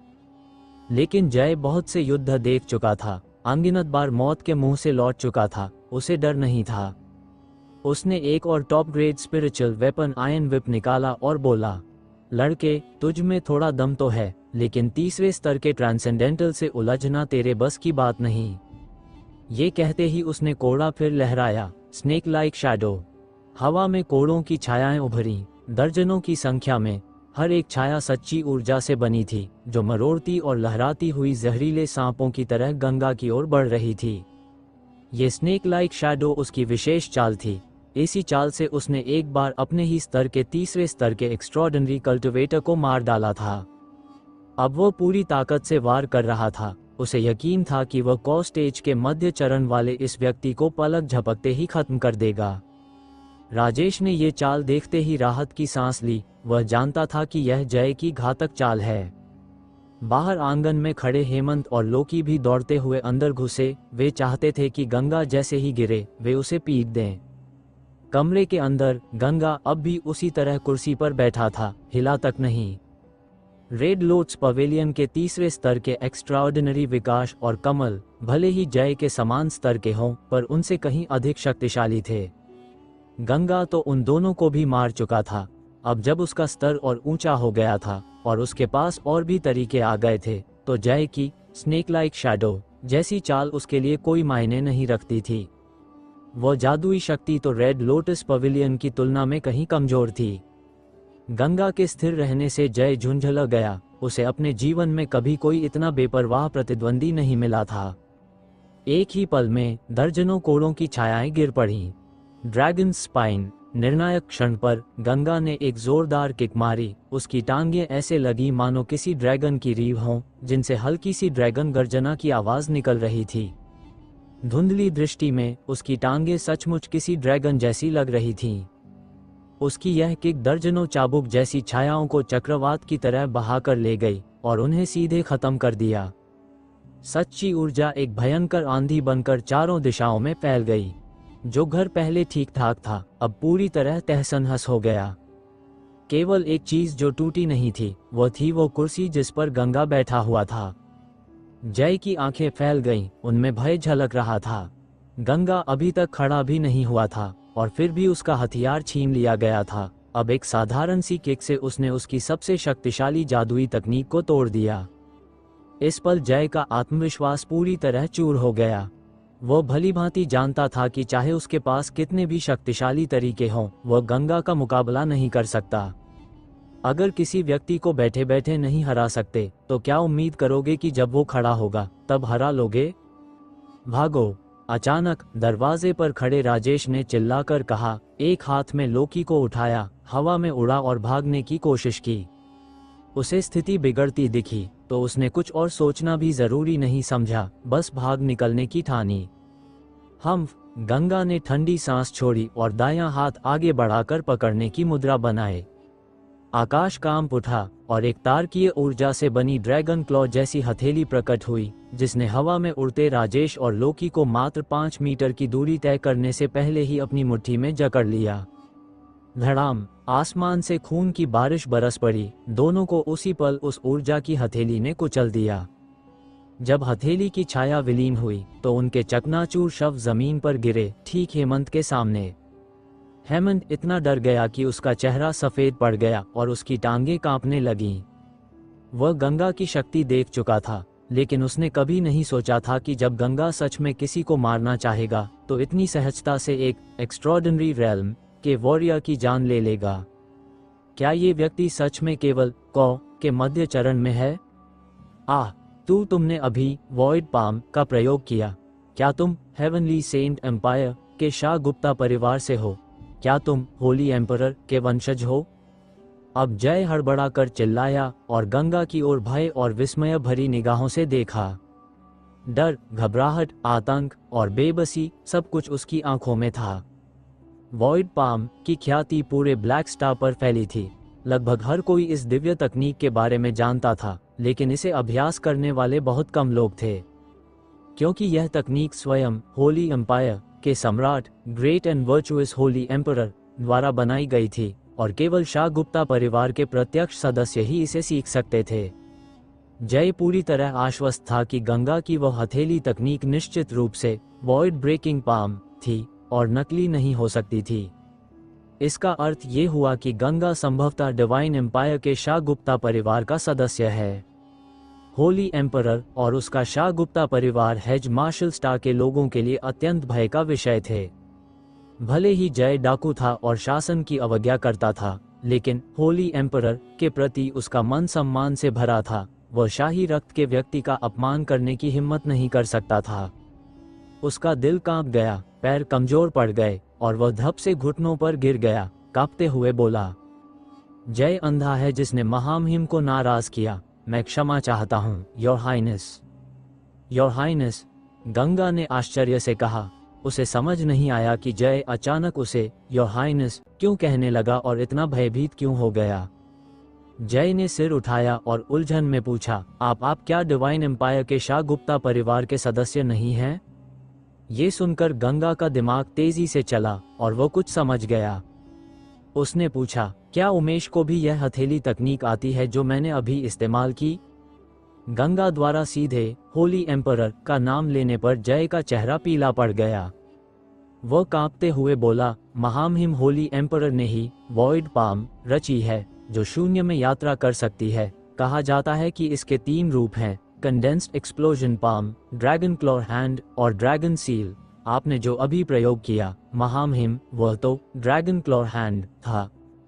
गंगा का चेहरा ठंडा पड़ गया और उसने तिरस्कार से कहा, उमेश इतना नीच है कि उसने इस वॉइड ब्रेकिंग पाम को भी अपना आविष्कार बताने की हिम्मत की। ये सुनकर जय सन्न रह गया। अगर गंगा वास्तव में शाह गुप्ता परिवार का होता तो वह कभी होली एम्परर का अपमान नहीं करता। लेकिन अगर वह शाही नहीं है तो फिर उसे वॉइड पाम कैसे आती है और वह इसे वॉइड ब्रेकिंग पाम क्यों कह रहा है? जय के मन में प्रश्नों का तूफान उठ गया, लेकिन सोचने का वक्त नहीं था। वो अचानक खड़ा हुआ और पीछे मुड़कर भागने लगा। गंगा की आंखों में ठंडक और हत्या की भावना झलक उठी। वह उसे भागने नहीं दे सकता था। वह जानता था कि अगर यह खबर फैल गई कि वह वॉइड ब्रेकिंग पाम का प्रयोग करता है और यह बात डिवाइन एम्पायर के शाह गुप्ता परिवार को पता चल गई तो उमेश निश्चित रूप से उसे खत्म कर देगा। एक तो इसलिए कि उमेश अपनी झूठी प्रतिष्ठा बचाना चाहता था, दूसरा इसलिए कि वह मास्टर के से उसका संबंध भांप लेगा और उसे पकड़कर यातनाएं देगा। जैसे ही जय हवा में उड़ा, गंगा ने हाथ जोड़कर मुद्राएं बनाई, शून्य कांपा और एक विशाल ड्रैगन सील प्रकट हुआ जो उसके सिर पर जा गिरा। नहीं, जय भय से चीख पड़ा, लेकिन अगली ही क्षण वह ड्रैगन सील से कुचलकर जमीन पर चिपक गया। उसका शरीर मांस के लुगदे में बदल गया। उसने बेरी सिटी पर कब्जा करने की योजना बनाई थी, पर किसे पता था कि उसकी मृत्यु यहीं होगी। पूरा आंगन अब खाली था, केवल गंगा और हेमंत बचे थे। हेमंत इतना डर गया कि उसके कपड़े भीग गए। गंगा के लिए किसी ट्रांसेंडेंट रेल्म वॉरियर को मारना उतना ही आसान था जितना किसी चींटी को कुचलना। गंगा ने उसकी ओर देखा, वह कांप गया, घुटनों के बल गिरा। लेकिन घुटनों तक झुकने से पहले ही एक किरण उसके माथे से आर पार हो गई। उसकी आंखें बुझ गईं। धप, वह वहीं गिर पड़ा, मुंह के बल। गंगा ने चारों ओर नजर दौड़ाई और राजेश और जय से सभी मूल्यवान वस्तुएं निकाल लीं। उन्हें कुछ स्पिरिट स्टोन्स के अलावा एक चाबी मिली जो जय ने अपने पास छुपा रखी थी। उस पर लिखा था, चेंबर ऑफ कॉमर्स एन्यांग। गंगा को राजेश से पता चला था कि चेंबर ऑफ कॉमर्स किंगडम की शीर्ष 10 कमर्शियल संस्थाओं में से एक थी जो हर प्रकार का व्यापार करती थी। इस चाबी का क्या उपयोग था ये गंगा नहीं जानता था, लेकिन चूंकि राजेश इसे अपने पास रखता था, इसका अर्थ ये था कि यह अत्यंत जरूरी है। उदयपुर जाकर पता चल जाएगा कि यह चाबी किस काम की है। ये सोचकर गंगा ने कोने में एक सीटी बजाई और पाव दौड़ता हुआ आया। उसने डैपाव को उठाया और सिटी लॉर्ड्स मैंशन के दूसरे कमरे में जाकर ठहर गया, ये तय करते हुए कि अगले दिन वह उदयपुर की ओर प्रस्थान करेगा। पूर्व दिशा से सूर्य उदय हुआ। बेरी सिटी से 30 मील दूर एक घाटी में लोगों का एक दल रुका हुआ था। वे देखने में व्यापारी लग रहे थे, लेकिन व्यवहार में असभ्य थे। कुछ जमीन पर बैठकर अपने पैर खुजा रहे थे। बॉस इतने समय से गया है, अभी तक कोई संकेत क्यों नहीं आया? कहीं कुछ गड़बड़ तो नहीं? मुझे लगता है बॉस ने राजेश की पत्नी पर नजर डाल ली होगी, रात को उसके साथ सोया होगा और आज जाकर कार्रवाई करेगा। अब से हम बेरी सिटी में बसेंगे और सिटी लॉर्ड्स मैंशन के आदमी बनेंगे। डाकू बनने से तो कहीं बेहतर जिंदगी होगी। अरे, उधर कोई आ रहा है। वे अपने सुनहरे भविष्य के सपने बुन ही रहे थे कि अचानक उन्होंने किसी को अपनी ओर आते देखा। डाकुओं की फितरत ही लूटना होती है, भले ही वे सुधारने का इरादा रखें, लेकिन जब कोई राहगीर दिख जाए तो उनका दिल फिर से बुराई करने को बेचैन हो उठता है। करें क्या हमला? कई लोगों ने एक साथ पूछा। सवाल के बाद सबकी नजरें भीड़ में एक आदमी पर पड़ी, एक बकरी दाढ़ी वाला मध्यम आयु का व्यक्ति जिसने विद्वान जैसी पोशाक पहन रखी थी और किसी सेनापति या रणनीतिकार जैसा दिख रहा था। उसका नाम था निक। वह डाकू गिरोह का दूसरा प्रमुख था और उसका रणनीतिक सलाहकार भी। पूरे गिरोह में उसकी हैसियत जय से बस एक पायदान नीचे थी। निक ने हाथ में पकड़े हुए पंखे को हिलाया, कुछ पल चुप रहा और फिर उसकी आंखों में ठंडक की चमक आए। मारो, किसी को जिंदा मत छोड़ो। ये सुनते ही डाकुओं की आंखें चमक उठी। उनके चेहरों पर खूनी मुस्कानें फैल गईं, मानो उन्हें शिकार का मौका मिल गया हो। सड़क पर एक बग्घी धीरे धीरे उनकी ओर आ रही थी। हालांकि वह फायर फेदर हॉर्सेस से नहीं खींची जा रही थी, लेकिन 4 ताकतवर घोड़े उसे खींच रहे थे और बग्घी भी काफी शानदार थी। इससे साफ था कि यह परिवार अमीर न सही, लेकिन सुखी जरूर है। कोचवान ने आगे खड़ी 300 से ज्यादा लोगों की टोली देखी, जो व्यापारी काफिले जैसी दिख रही थी, लेकिन उनका व्यवहार संदिग्ध था। वह तुरंत सतर्क हो गया और पीछे की बग्घी में बोला, दूसरी बहन, आगे एक काफिला है। उनके चेहरे खतरनाक लग रहे हैं और उनकी संख्या बहुत ज्यादा है। शायद ये आसपास के माउंटेन से उतरे हुए डाकू हों। बग्घी के पर्दे का एक कोना उठा और लगभग 40 वर्ष की एक स्त्री का सुंदर चेहरा दिखाई दिया। उसने सामने के नकली व्यापारी काफिले को देखा, भौहें सिकोड़ ली और धीमी आवाज में बोली, तीसरे भाई, तुरंत गाड़ी मोड़ो वरना हम फंस जाएंगे। कोचवान ने सिर हिलाया, लगाम खींची और घोड़ों को मोड़ने के लिए कोड़ा फटकारा। भागना चाहते हो? इतने में सबसे नजदीक खड़े कुछ डाकू बग्घी की ओर झपट पड़े। वे बहुत तेज थे, कुछ ही छलांगों में बग्घी के पास पहुंच गए। एक डाकू ने एक हाथ से बग्घी का पहिया थाम लिया। चारों घोड़े पूरी ताकत से खींचने लगे, पर बग्घी जरा भी नहीं हिली। कोचवान ने तुरंत चाकू निकाला, नीचे कूदा और चिल्लाया, दूसरी बहन, भागो! पर वह कुछ कर पाता, उससे पहले ही डाकू बग्घी को घेर चुके थे। कोचवान का चेहरा पसीने से भीगा हुआ था, हाथ कांप रहे थे। बग्घी का पर्दा उठा और अंदर से स्त्री निकली। उसका चेहरा भय से पीला पड़ गया था। डाकुओं ने तुरंत हमला नहीं किया, बल्कि मजाक उड़ाते हुए उसे और कोचवान को ऐसे देख रहे थे जैसे कोई बिल्ली चूहे से खेल रही हो। कोचवान ने गहरी सांस ली और कहा, अगर तुम्हें पैसा चाहिए तो मैं सब दे दूंगा, बस हमें जाने दो। निक पंखा लहराता हुआ आगे आया। उसने बग्घी के दरवाजे पर खड़ी स्त्री पर नजर डाली और दुष्ट मुस्कान के साथ बोला, तुम जा सकते हो, लेकिन वो यहीं रहेगी। कोचवान के चेहरे पर दृढ़ता आ गई। वह अचानक निक की ओर झपटा और दहाड़ा, मरते दम तक लड़ूंगा। वह लगभग 40 का था और उसकी साधना एनलाइटनमेंट रेल्म के शुरुआती स्तर तक पहुंच चुकी थी। वह साधारण आदमी नहीं था, लेकिन उसकी ताकत डाकुओं के सामने कुछ भी नहीं थी। वह जैसे ही निक के पास पहुंचा, उसने एक लात मारी। कोचवान बग्घी से टकराया, उसके मुंह से खून के बुलबुले निकले और वह बेहोश होकर गिर पड़ा। निक ने ठंडे स्वर में कहा, औरत को पकड़ो और मेरे तंबू में ले आओ। वो मुड़ा और अपने तंबू की ओर चल पड़ा। हा हा हा। बाकी डाकू जोर जोर से हंसने लगे। उन्हें पता था कि यहाँ ज्यादा धन नहीं मिलेगा, लेकिन लूटमार उनके लिए मनोरंजन से कम नहीं थी। बग्घी के भीतर की औरत कांप रही थी, उसकी आवाज थरथरा रही थी। तुम मुझसे दूर रहो। मैं उदयपुर के उपाध्याय फैमिली से हूँ। मेरे पति उपाध्याय फैमिली के प्रबंधक हैं। अगर तुम मुझे छोड़ दोगे तो मैं तुम्हें और पैसा दिलवा दूंगी। हा हा हा। उपाध्याय फैमिली का नाम लेकर हमें धमका रही है। भले ही तुम मिस ही क्यों ना होती, हमारे दूसरे मुखिया की मजे की चीज बनती, और तुम तो बस एक नौकरानी हो। डाकू बग्घी के पास पहुंच गए और हाथ बढ़ाकर स्त्री को पकड़ने लगे। वह घबरा गई और जल्दी से बग्घी के अंदर छिप गई। तभी शून शून शून हवा चीरती आवाजें गूंजी। जो डाकू उसे पकड़ने गए थे, उनकी हथेलियों में छेद हो गए और वे दर्द से चीखते हुए पीछे हट गए। क्या तुम्हारी माँ ने तुम्हें नहीं सिखाया कि औरतों से इज्जत से पेश आना चाहिए? आवाज आसमान से आई। सबने ऊपर देखा। एक सफेद वस्त्रधारी युवक हवा में उड़ता हुआ बग्घी की छत पर उतरा। डाकुओं को और गुस्सा इस बात का हुआ कि वह युवक अपनी बाहों में एक बड़ा पीला कुत्ता उठाए हुए था। वह युवक कोई और नहीं, गंगा था। उसने डापाओं को बग्घी की छत पर रखा और नीचे खड़े 300 से ज्यादा डाकुओं की ओर शांत नजरों से देखा, जैसे वे इंसान नहीं, चींटियां हों। जिन डाकुओं की हथेलियां फटी थीं, वे दांत पीसते हुए खड़े थे, लेकिन जैसे ही उन्होंने देखा कि गंगा उड़कर आया है, वे समझ गए कि वह कौर रेल्म का वॉरियर है। वे खुद स्पिरिचुअल रेल्म के थे। उसके सामने जाने का मतलब मौत बुलाना था। भीड़ में से निक आगे बढ़ा, फिर रुक गया और गंगा की ओर देखा। वो खुद एक्स्ट्रॉर्डिनरी रेल्म के पहले स्तर पर था, इसलिए उसे एक कौसाधक से डर नहीं था।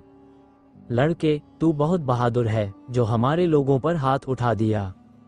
एक बलिष्ठ आदमी भीड़ से बाहर आया। उसने लंबा चोगा पहना था, पर उसका घना दाढ़ीदार चेहरा उससे बिल्कुल मेल नहीं खा रहा था। तीसरे मुखिया, इसे मार दो। ये लड़का दूसरों के मामलों में दखल देने आया है, खत्म कर दो इसे। तीसरे मुखिया, जल्दी करो। डाकू चिल्लाने लगे। वह बलिष्ठ आदमी गिरोह का तीसरा मुखिया था। उसकी साधना कौर रेल्म के शिखर पर थी। वह ठंडी आवाज में बोला, लड़के, स्वर्ग का रास्ता खुला है, पर तू चलना नहीं चाहता। नर्क का दरवाजा बंद है, पर तू खुद तोड़कर आ गया है। अब जब मरना ही चाहता है तो मुझसे कोई शिकवा मत करना। मैं हूँ रॉकी। इतना कहकर उसने पास खड़े एक डाकू का बड़ा चाकू छीना, उड़कर हवा में गया और गंगा पर हमला किया। दफा हो जा। गंगा ने उसकी ओर देखा, जोर से चिल्लाया और एक किक मारी। क्लैंग, बड़ा चाकू टूट गया और गंगा की टांग रॉकी की छाती में जा लगी। धड़ाम। रॉकी सीधा नीचे गिरा, बग्घी के पास जमीन में धंस गया। सबने देखा, उसकी छाती पर एक गहरा पद चिन्ह था। आंखें खुली रह गईं, वो मर चुका था। कौर रेल्म के शिखर पर होते हुए भी उसे एक ही वार में मार दिया गया था। जो डाकू अभी तक उन्माद में चिल्ला रहे थे, वे अचानक शांत हो गए। जब उन्हें होश आया, उनकी आंखों में केवल भय था, गंगा के लिए। सब मिलकर हमला करो, किसी ने चिल्लाया और 300 से ज्यादा डाकू बग्घी की ओर दौड़े। गंगा शांत रहा। उसने अपनी कलाई घुमाई और जय से मिली इलेक्ट्रिक आर्क व्हिप निकाली। एक झटके में बिजली सी चमक उठी। क्रैक क्रैक की आवाज गूंजी और लोहे की चाबुक चारों ओर घूम गई। आह, वो तो आर्क व्हिप है। डाकुओं ने जैसे ही उसे देखा, उनके चेहरों पर डर उतर आया। इलेक्ट्रिक आर्क व्हिप जय का हथियार था, इसलिए डाकू उसे एक नज़र में पहचान गए। लेकिन अब पहचानने का कोई फायदा नहीं था। गंगा बग्घी की छत पर खड़ा था और उसके हाथ में बिजली सी चमकती चाबुक नीचे गिरी। चाबुक की हर मार पर चीखें गूंज उठी। डाकू उस शक्ति का सामना नहीं कर पाए। जो भी पास आया उसी पल मारा गया। कुछ ही क्षणों में दर्जनों लोग गिर चुके थे, लेकिन कोई भी बग्घी के पास पहुंच नहीं पाया। अगर ऐसा ही चलता रहा तो सब मर जाएंगे, पर गंगा के कपड़े का कोना भी नहीं छू पाएंगे। दूसरे मुखिया, कोई चाल चलिए। एक डाकू चिल्लाया। मदद के लिए निक की ओर देखा। निक, जो गिरोह का दूसरा प्रमुख था, अपने चालाक दिमाग के लिए जाना जाता था। उसने जब गंगा की ताकत देखी तो पहले तो उसे पकड़ने का इरादा किया, लेकिन जैसे ही उसने इलेक्ट्रिक आर्क व्हिप देखी, उसका चेहरा बदल गया। उसे याद आया, उनके मुखिया जय ने अब तक कोई संकेत नहीं भेजा था। तुरंत समझ गया, या तो मुखिया बुरी हालत में है या फिर मारा जा चुका है। नहीं तो उसका हथियार किसी और के हाथ में कैसे पहुंचता। ये सोचकर निक ने तय कर लिया कि इस युवक से पंगा लेना समझदारी नहीं है, चाहे वह उसे हरा सके या नहीं। वह धीरे धीरे भीड़ से पीछे हटा और मौका मिलते ही चुपचाप भाग निकला। बाकी डाकुओं ने जब मदद के लिए आवाज दी तो देखा दूसरा मुखिया कहाँ गया। पीछे देखा तो वह काफी दूर निकल चुका था, फिर हवा में उड़ गया और अकेले ही भाग निकला। गंगा ने पहले ही देख लिया था कि निक ही गिरोह का अगुवा है, लेकिन उसने उसका पीछा नहीं किया, क्योंकि अगर वह चला जाता तो बग्घी में बैठी स्त्री मारी जा सकती थी। यही वजह थी कि निक अपनी जान बचाकर भाग सका। क्रैक क्रैक, बिजली की चाबुक फिर से लहराई। हवा में नीली चमकें नाच उठीं। कुछ और डाकू तड़पते हुए गिरे। बाकियों का साहस टूट गया। अब कोई हमला करने की हिम्मत नहीं कर रहा था। जब उन्होंने देखा कि उनका मुखिया भी भाग चुका है तो उनका जोश पूरी तरह खत्म हो गया। वे सब डरकर अलग अलग दिशाओं में भाग निकले, इस डर से कि कहीं गंगा उन्हें पकड़ न ले। गंगा ने कुछ और वार किए। आखिरी कुछ डाकू भी गिरे। बाकी जो बच गए थे वे दूर निकल गए। तब जाकर उसने चाबुक रोक दी। वह धीरे से बोला, लगता है ये लोग इस चाबुक को पहचानते थे। क्या जय का इनसे कोई संबंध था? लेकिन उसने ज्यादा सोचने की जरूरत नहीं समझी। उसने आर्क व्हिप को अपनी रिंग में रखा और बग्घी के पास जाकर बोला, महोदया, सब लोग भाग गए हैं, अब डरने की जरूरत नहीं। औरत अब भी इतनी डरी हुई थी कि बग्घी से बाहर आने की हिम्मत नहीं हुई। आवाज सुनकर उसने कांपते हुए पर्दा हटाया और देखा बाहर केवल लाशें पड़ी थीं, बाकी सारे डाकू भाग चुके थे। उसने राहत की सांस ली। वह गंगा को ध्यान से देखने लगी। ये युवक जिसने अकेले 300 डाकुओं को खदेड़ दिया, साधारण व्यक्ति नहीं हो सकता था। चेहरे पर कृतज्ञता के भाव आए। युवक, तुम्हारा बहुत बहुत धन्यवाद। गंगा मुस्कुराया, कोई बात नहीं। उधर उसने देखा कि कोचवान बग्घी के पास गिरा हुआ है। वो तुरंत उधर दौड़ी। तीसरे भाई, गंगा ने कहा। मैं देखता हूँ। उसने झुककर कोचवान की हालत देखी। वह सिर्फ बेहोश था, जान को खतरा नहीं था। डाकुओं ने उसे छोड़ इसलिए दिया था ताकि बाद में उसके साथ खिलवाड़ कर सकें। गंगा ने उसे एक दवा दी और कुछ ही देर में वह होश में आ गया। जब उसे पता चला कि गंगा ने उनकी जान बचाई तो उसने भी गहराई से धन्यवाद किया। थोड़ा आराम करने के बाद गंगा ने उस औरत से बातचीत शुरू की। उसका नाम की यंग था। वह उदयपुर के उपाध्याय फैमिली की एक सेविका थी। वह हाल ही में बेरी सिटी में कुछ काम निपटा कर लौट रही थी। कोचवान भी उपाध्याय फैमिली का ही एक नौकर था। बातचीत के दौरान स्वेयिंग ने पूछा, तुम्हारा नाम क्या है युवक, और तुम कहाँ से आए हो? तुम्हारी बोली तो बेरी सिटी की नहीं लगती। गंगा ने छिपाया नहीं, मैं डीवू स्टार से आया हूँ। कुछ ही दिन हुए हैं ब्लैक स्टार पर पहुँचे। क्या, अर्थ वॉरियर? स्वेयिंग ने आश्चर्य से कहा। मैंने सुना था कि सैकड़ों सालों से कोई भी डीवू स्टार से यहाँ नहीं आया। फिर उसने उत्सुकता से पूछा, क्या तुम अकेले हो? तुम्हारे साथ कोई साथी नहीं? गंगा मुस्कुराया, अकेला हूँ लेकिन साथी हैं। उसने सीटी बजाई। डैपाओ भौंकते हुए दौड़ता आया और उसके चारों ओर घूमने लगा। कि यंग ने हंसते हुए अरपाओ के सिर पर हाथ फेरा। गंगा, चूंकि तुम अकेले आए हो और अभी किसी जगह नहीं ठहरे तो मेरे साथ उदयपुर चलो। वहां मेरे घर पर रह लेना, फिर आगे की सोच लेना। उदयपुर इस इलाके की सबसे बड़ी राजधानी है, बहुत समृद्ध है। अगर चाहो तो यहीं बस सकते हो। गंगा ने सोचा कि उसे तो उदयपुर जाना ही था और स्वेयिंग जैसी दयालु स्त्री के साथ जाना सुरक्षित भी रहेगा। उसने झुककर कहा, आंटी स्वे, आपको कष्ट दूंगा। स्वेयिंग मुस्कुराई, कोई बात नहीं, तुम तो मेरी बेटी की उम्र के ही हो और इतने शक्तिशाली हो तो उसे साधना के बारे में कुछ सिखा भी दोगे। गंगा ने हंसते हुए कहा, मैंने बस डाकुओं को डराया है, इतना शक्तिशाली नहीं हूं। तुम बहुत विनम्र हो। स्वेयिंग ने बात नहीं बढ़ाई और घर परिवार की बातें करने लगी। उसने ये भी कहा कि वह गंगा को उदयपुर के एक अमीर परिवार की लड़की से मिलवाना चाहती है ताकि वो इस शहर में टिक सके और उसका भविष्य सुरक्षित हो जाए। गंगा ने बस मुस्कुराकर हामी भर दी। कुछ देर आराम करने के बाद तीनों ने बग्घी में सफर शुरू किया, उदयपुर की ओर। उदयपुर बेरी सिटी से ज्यादा दूर नहीं थी। एक दिन भी नहीं बीता कि वे शहर के द्वार पर पहुंच गए। गंगा ने पर्दे से बाहर झांका। चौड़ी सड़कें, रौनक भरे बाजार, अनगिनत लोग आते जाते। शहर की समृद्धि बेरी सिटी से कई गुना अधिक थी और स्वाभाविक ही इतने बड़े शहर में साधना करने वाले भी अधिक थे। रास्ते में उसने कई युवाओं को देखा, मुश्किल से 20-22 साल के, जिनकी साधना को स्टेज तक पहुंच चुकी थी। ये दृश्य देखकर गंगा ने सोचा, अगर ये लोग रेड लोटस पवेलियन में होते तो इन्हें वहां के श्रेष्ठ शिष्य माना जाता। उसे याद आया, पहले बेरी सिटी में उसने राजेश से रेड लोटस पवेलियन के बारे में पूछा था, क्योंकि वही स्टार टेलीपोर्टेशन अरे का उपयोग करके डीवू स्टार गया था। राजेश को पता था कि रेड लोटस पवेलियन अस्तित्व में है, लेकिन न ये कि वह कहाँ है और न ही यह कि वह कितनी शक्तिशाली शक्ति है। गंगा के अनुमान से भले ही red lotus pavilion black star की सबसे शीर्ष शक्ति न हो, लेकिन यह अवश्य ही बहुत शक्तिशाली है। अचानक गंगा ने महसूस किया कि उसके चारों ओर की आध्यात्मिक ऊर्जा और घनी हो गई है। उसने पूछा, आंटी, यह आध्यात्मिक ऊर्जा इतनी गहरी क्यों लग रही है? कि यंग ने पर्दे के बाहर इशारा करते हुए कहा, यह उदयपुर का सबसे आलीशान इलाका है। यहाँ स्पिरिट गैदरिंग अरे लगा हुआ है, इसलिए यहाँ की आध्यात्मिक ऊर्जा सबसे घनी है।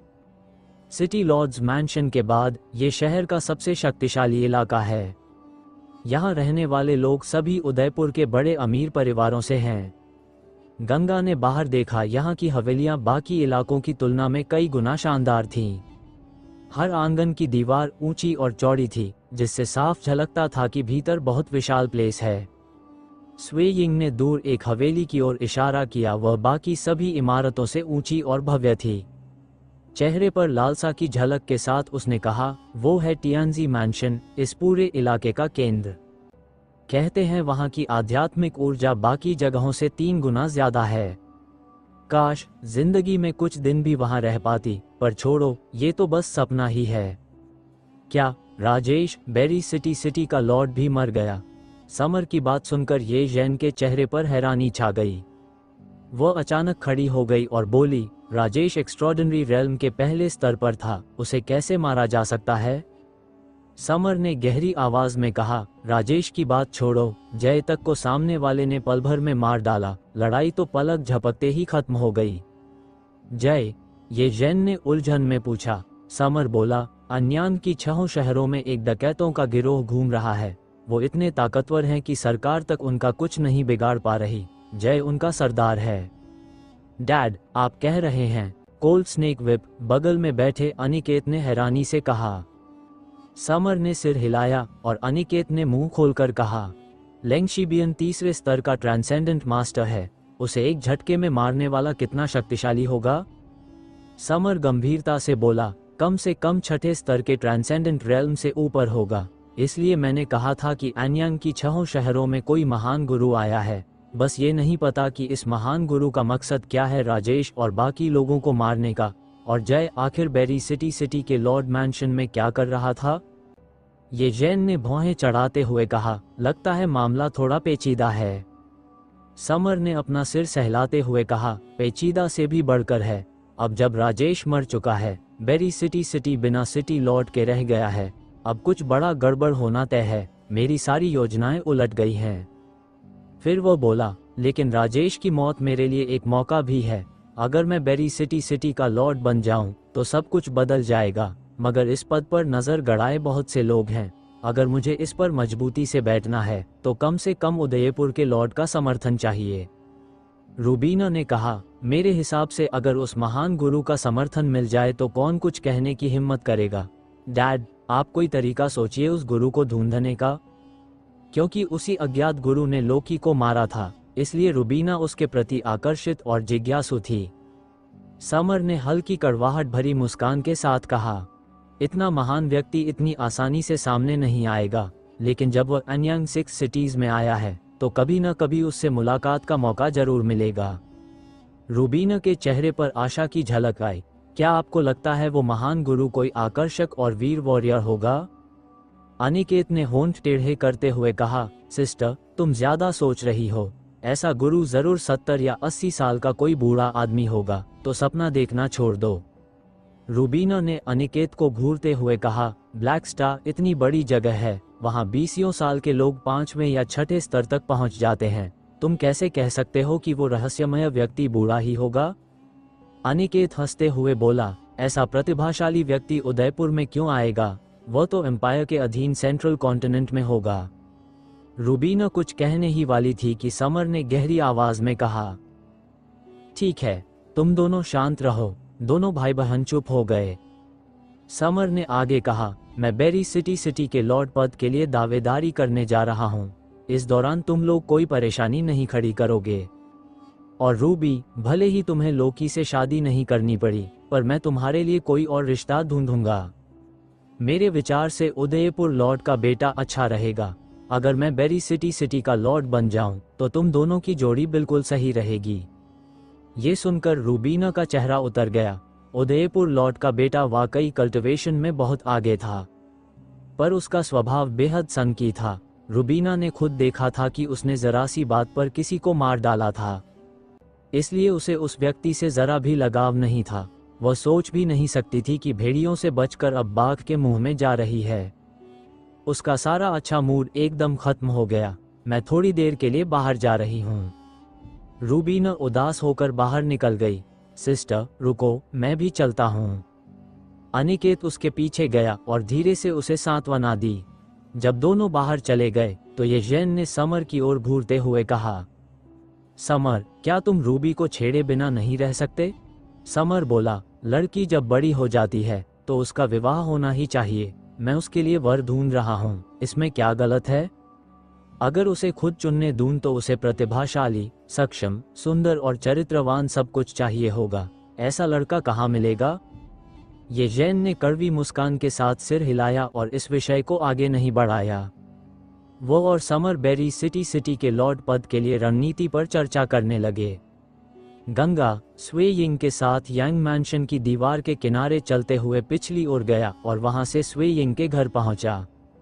हालांकि वह घर यांग मैंशन जितना बड़ा नहीं था, पर सैकड़ों वर्ग मीटर का था। इससे स्पष्ट था कि स्वे यिंग का परिवार काफी संपन्न था। और ध्यान से देखने पर गंगा ने पाया कि वह घर वास्तव में यांग मैंशन के एक कोने में था।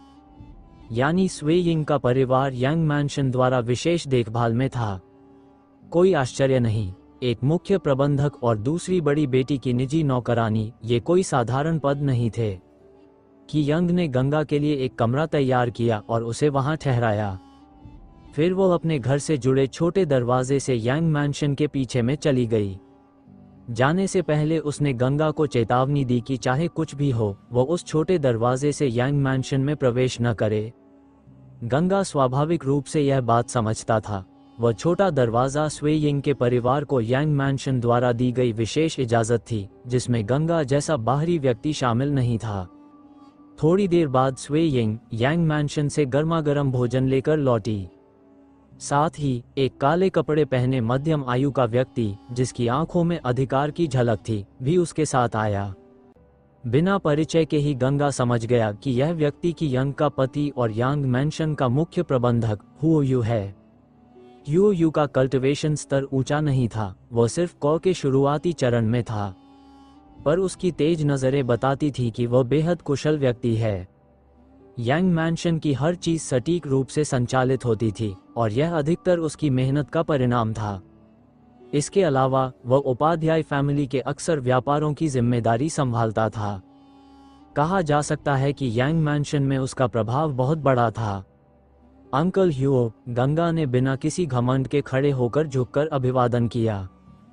हुओ यू ने गंगा को ऊपर से नीचे तक देखा। हालांकि गंगा ने अपना कल्टिवेशन नहीं छिपाया था, लेकिन हुओ यू का स्तर उससे कम था। इसलिए वह गंगा की वास्तविक शक्ति को पहचान नहीं सका और उसे गंभीरता से नहीं लिया। उसने शांति से सिर हिलाया और कहा, बैठो। गंगा बैठ गया और स्वे यिंग ने बड़े उत्साह से भोजन परोसा। ये भोजन यांग मैंशन के मालिक और मालकिन के लिए तैयार किए गए थे। जैसे ही ढक्कन खोला गया, सुगंध पूरे कमरे में फैल गई और भूख बढ़ गई। हुओ यू ने एक पकवान की ओर इशारा करते हुए गंगा से कहा, ये फायर स्पिरिट बेर का पंजा है। हालांकि यह असली डेमन बीस्ट नहीं है, पर बहुत दुर्लभ है। मैं खुद भी इसे अक्सर नहीं खाता। यहाँ आधा हिस्सा है। तुम डीवू स्टार जैसी दूर की जगह से आए हो, शायद ऐसा स्वाद कभी नहीं चखा होगा। आज खुलकर खाओ। हालांकि हुओ यू का स्वर शांत था, पर उसकी ऊंचाई दिखाने वाली भावना साफ झलक रही थी। स्वे यिंग तुरंत नाखुश हुई। उसने हुओ यू को घूरते हुए कहा, ओल्ड हुओ, ये तो बस खाना है, इसमें इतना दिखावा करने की क्या जरूरत? गंगा ने हल्की मुस्कान के साथ कहा, उसे हुओ यू के अहंकार से कोई फर्क नहीं पड़ा। उसने अपने चॉपस्टिक उठाए और सीधे भालू के पंजे का बड़ा हिस्सा अपने कटोरे में डाल लिया और ईमानदारी से कहा, थैंक यू अंकल, फिर मैं बेहिचक खा लेता हूँ। गंगा के कटोरे में आधे भालू के पंजे को देखकर हुओ यू का चेहरा हरा पड़ गया। लेकिन कि यंग ने सोचा कि गंगा ने हुओ यू की बातों पर ध्यान नहीं दिया, इसलिए उसने मुस्कुराते हुए उसके कटोरे में और खाना डाला और चिंता भरे स्वर में बोली, तुम अभी जवान हो, ज्यादा खाओ। हाँ, बहुत स्वादिष्ट है। गंगा ने सिर तक नहीं उठाया, बस खाते रहे, बेहद संतुष्ट भाव के साथ।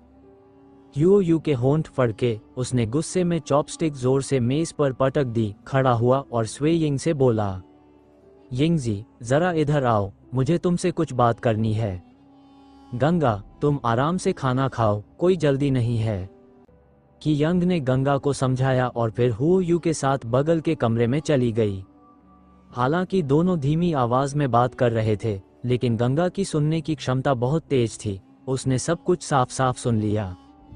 तुमने ऐसे गवार को हमारे घर कैसे ले आई? ये घर कोई सराय नहीं है। ओल्ड ह्यूओ, उसने मेरी जान बचाई है।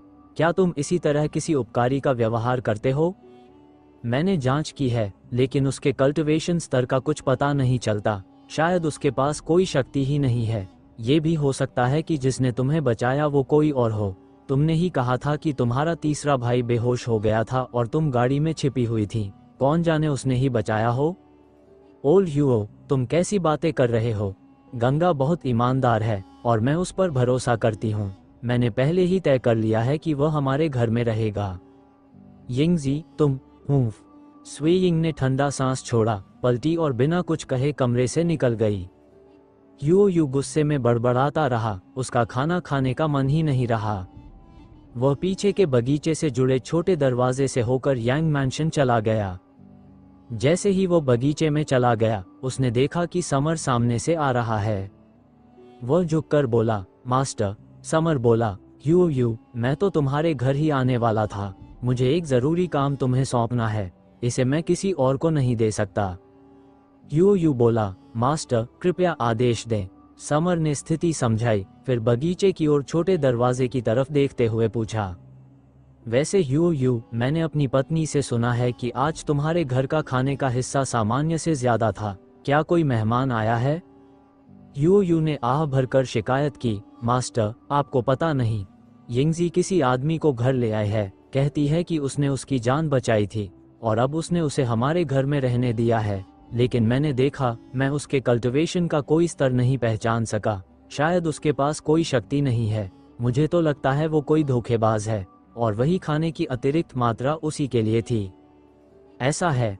समर ने सिर हिलाया। वह अपने नौकरों के छोटे मोटे मामलों में समय नहीं गंवाना चाहता था। उसने ह्यूओ को आदेश दिया, तुम्हें जो मैंने कहा है वो पूरा करना ही होगा। उस महान गुरु के बारे में हर सुराग की गहराई से जांच करो। ये बहुत जरूरी मामला है। अगर हम उसे अपने पक्ष में कर पाए तो बेरी सिटी के लॉर्ड के अलावा हमें कोई खतरा नहीं रहेगा। ह्यूओ ने आश्वासन दिया, मास्टर निश्चिंत रहिए, मैं इसे जरूर पूरा करूंगा। स्वे आंटी, अंकल ह्यूओ कहाँ हैं? गंगा ने मुस्कुराते हुए पूछा जब उसने स्वे यिंग को वापस आते देखा। स्वे यिंग बोली, यांग मैंशन में कुछ काम आ गया है, वह वहीं चले गए हैं। गंगा जानता था कि ह्यूओ उसे पसंद नहीं करता, इसलिए उसने मुस्कुराते हुए कहा, आंट स्वे, मेरे लिए यहाँ रहना थोड़ा असुविधाजनक है। मैं कल कोई और जगह ढूंढ लूंगा। ये सुनकर स्वे यिंग घबरा गई और बोली, तुम कहाँ जाओगे? मेरा घर बड़ा है और यहाँ बहुत स्पिरिचुअल एनर्जी है। तुम इससे बेहतर जगह कहाँ पाओगे? और फिर तुम्हारे पास तो सिर्फ 3 टुकड़े पर्पल गोल्ड के हैं। क्या उन्हीं से घर खरीद लोगे? मान लो घर खरीद भी लिया तो फर्नीचर कहाँ से लाओगे? और फिर तुम कि यंग के यूं बोलते जाने पर गंगा ने जल्दी से कहा, ठीक है आंट स्वे, मैं यहीं रुकता हूँ। क्या मतलब, पहले रह लूं? अच्छा, मैं यहीं रहूंगा। हाँ, अब ठीक कहा। कि यंग मुस्कुराई और गंगा के कटोरे में फिर से खाना डाल दिया। गंगा ने पूछा, वैसे आंट स्वे, आपकी कोई बेटी नहीं है क्या? वो कहाँ है? स्वे यिंग बोली, यिंग को घूमना फिरना बहुत पसंद है। अक्सर घर पर खाना नहीं खाती। हम उसे रोक नहीं पाते। तुम दोनों की उम्र भी लगभग एक सी है। अगर तुम उससे बात करो तो शायद वह तुम्हारी बात मान ले। मॉम, मैं आ गई। बाहर से आवाज आई और तभी एक लड़की बैंगनी पोशाक में अंदर आए। वो बहुत सुंदर थी, नाजुक चेहरा और आकर्षक व्यक्तित्व। ये कौन है? घर में आते ही ह्यूओ यिंग ने गंगा को देखा और उसके चेहरे पर उलझन आ गई। स्वे यिंग ने जल्दी से अपनी बेटी को खींचकर मेज के पास बैठाया और परिचय कराया। ये मेरा उपकारी है, गंगा। ओह, ह्यूओ यिंग ने लापरवाही से जवाब दिया। गंगा को एक नज़र देखा, फिर कोई दिलचस्पी नहीं दिखाए। वह उठी और अंदर जाते हुए बोली, मॉम, मैं परसों सुजू खेलने जा रही हूँ। मेरी सुजू यूनिफॉर्म कहाँ है? इतनी जल्दी किस बात की? स्वे यिंग ने उसे पकड़कर फिर से बिठाया और बोली, गंगा एक मास्टर है। आज उसने अकेले ही 300 से ज्यादा डकैतों को हरा दिया। वह अब हमारे घर में रहेगा। तुम उससे कल्टिवेशन के बारे में कुछ सीख सकती हो। रुको जरा, ह्यूओ यिंग ने हंसते हुए टोक दिया। मॉम, क्या वाकई कोई अकेले 300 लोगों को हरा सकता है? आपने भी ये झूठ मान लिया? यिंग, स्वे यिंग गुस्से में बोली और उसे घूरा। ह्यूओ यिंग ने तुरंत जीभ निकाली और कहा, ठीक है मॉम, समझ गई। मैं इनसे ज़्यादा सीखने की कोशिश करूंगी और जल्दी से कोर रेल्म तक पहुंच जाऊंगी। अब ठीक है। स्वे यिंग मुस्कुराई, गंगा की ओर देखते हुए आंख मारी और बोली, गंगा तुम आगे से यिंग को मार्गदर्शन देना, थोड़ा समय और ध्यान देना। गंगा समझ गया कि स्वे यिंग का मतलब क्या था, लेकिन उसके मन में सच में यिंग की मदद करने की इच्छा थी। वो बोला, आंट स्वे, चिंता मत करें, कौस्तर तक पहुंचना कोई बड़ी बात नहीं है, ये बहुत आसान है। गंगा के लिए अब तो बस कुछ स्पिरिचुअल हर्ब्स चाहिए होते। वो तुरंत पिल बनाकर किसी की कल्टीवेशन बढ़ा सकता था। यिंग, जो अभी स्पिरिचुअल के शिखर पर थी, को कौ तक पहुंचाना उसके लिए सचमुच आसान था। लेकिन हु यिंगे ने भरोसा नहीं किया और बड़बड़ाई, आसान है न, बस डींगे हाँकना जानते हैं। गंगा मुस्कुराया और चुप रहा। अगर उसे लग रहा था कि ये डींगे हैं तो ऐसा ही सही। अचानक गंगा के पैरों के पास लेटा हुआ अरपाव कुत्ता जम्हाई लेने लगा। अब जाकर हु यिंगे ने देखा कि मेज के नीचे एक मोटा सा पीला कुत्ता लेटा हुआ था। वो खुद जानवरों से बहुत प्यार करती थी, इसलिए तुरंत उत्साहित होकर झुक गई और बोली, आओ दिलीप अंग, यहाँ आओ, मुझे तुम्हें गोद में लेना है। हाल ही में गंगा अक्सर अरपाव को एलिक्सियर्स खिला रहा था, जिससे उसकी समझदारी बढ़ गई थी। जब उसने देखा कि हु यिंगे को गंगा पसंद नहीं, तो उसे भी हु यिंगे पसंद नहीं आई। वह 2 कदम पीछे हट गया, खुद को गोल करके सिमट गया और आंखें बंद करके फिर से सो गया। ये देखकर हु यिंगे ने भौहें चढ़ाई और गंगा से कहा, क्या ये तुम्हारा कुत्ता है? गंगा ने अरपाव के सिर को सहलाया और अचानक कुछ महसूस किया। उसने हु यिंगे से कहा, वो सिर्फ मेरा कुत्ता नहीं है, बल्कि मेरा परिवार का सदस्य भी है। हु यिंगे गंगा के अरपाव के लिए भावनाओं को नहीं समझ सकी। उसने गंगा की ओर देखा और आंखें घुमाते हुए पूछा, इस कुत्ते का नाम क्या है? गंगा ने कहा, कैनन। कितना भद्दा नाम है। हु यिंगे ने अपने चेहरे पर नफरत का भाव दिखाया। उसने डैपाओ की ओर देखा और कहा, जरा सोचती हूँ, तुम इतने मोटे और पीले हो, क्यों ना खुद को फैट येलो कहो? जैसे ही उसने ये कहा, डापाओ नाराज हो गया और दांत निकालकर जोर से भौंकने लगा। गंगा मुस्कुराया और हु यिंगे से बोला, उसे तुम्हारा नाम बदलना पसंद नहीं आया लगता है। हु यिंगे ने होंठ सिकोड़ते हुए कहा, अजीब आदमी, अजीब कुत्ता, तुम दोनों ही मस्त रहो, और मुड़कर अंदर के कमरे की ओर चल पड़ी। यिंग, तुम। हु यिंगे को कमरे में जाते देख कि यंग कुछ कहना चाहती थी, लेकिन गंगा के मौजूद होने के कारण उसने कुछ नहीं कहा। उसने गंगा से कहा, हालांकि यिंग थोड़ी नटखट है, लेकिन दिल की बुरी नहीं। आगे चलकर तुम थोड़ा समय और मेहनत लगाकर उसकी कल्टीवेशन में मार्गदर्शन करना। गंगा ने सिर हिलाया।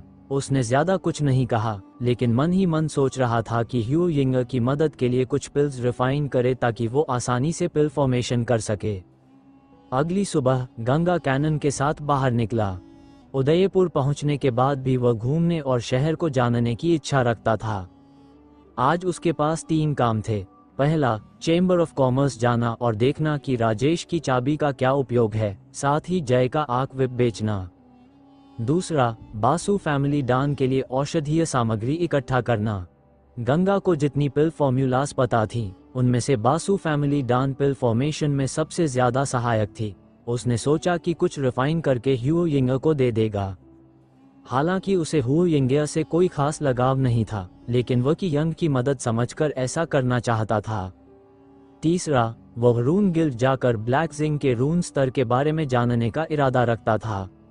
जब वे एक सुनसान जगह पर पहुंचे, तो गंगा ने चुपचाप अपनी रिंग से एक चांदी का मस्क निकाला और चेहरे पर पहन लिया।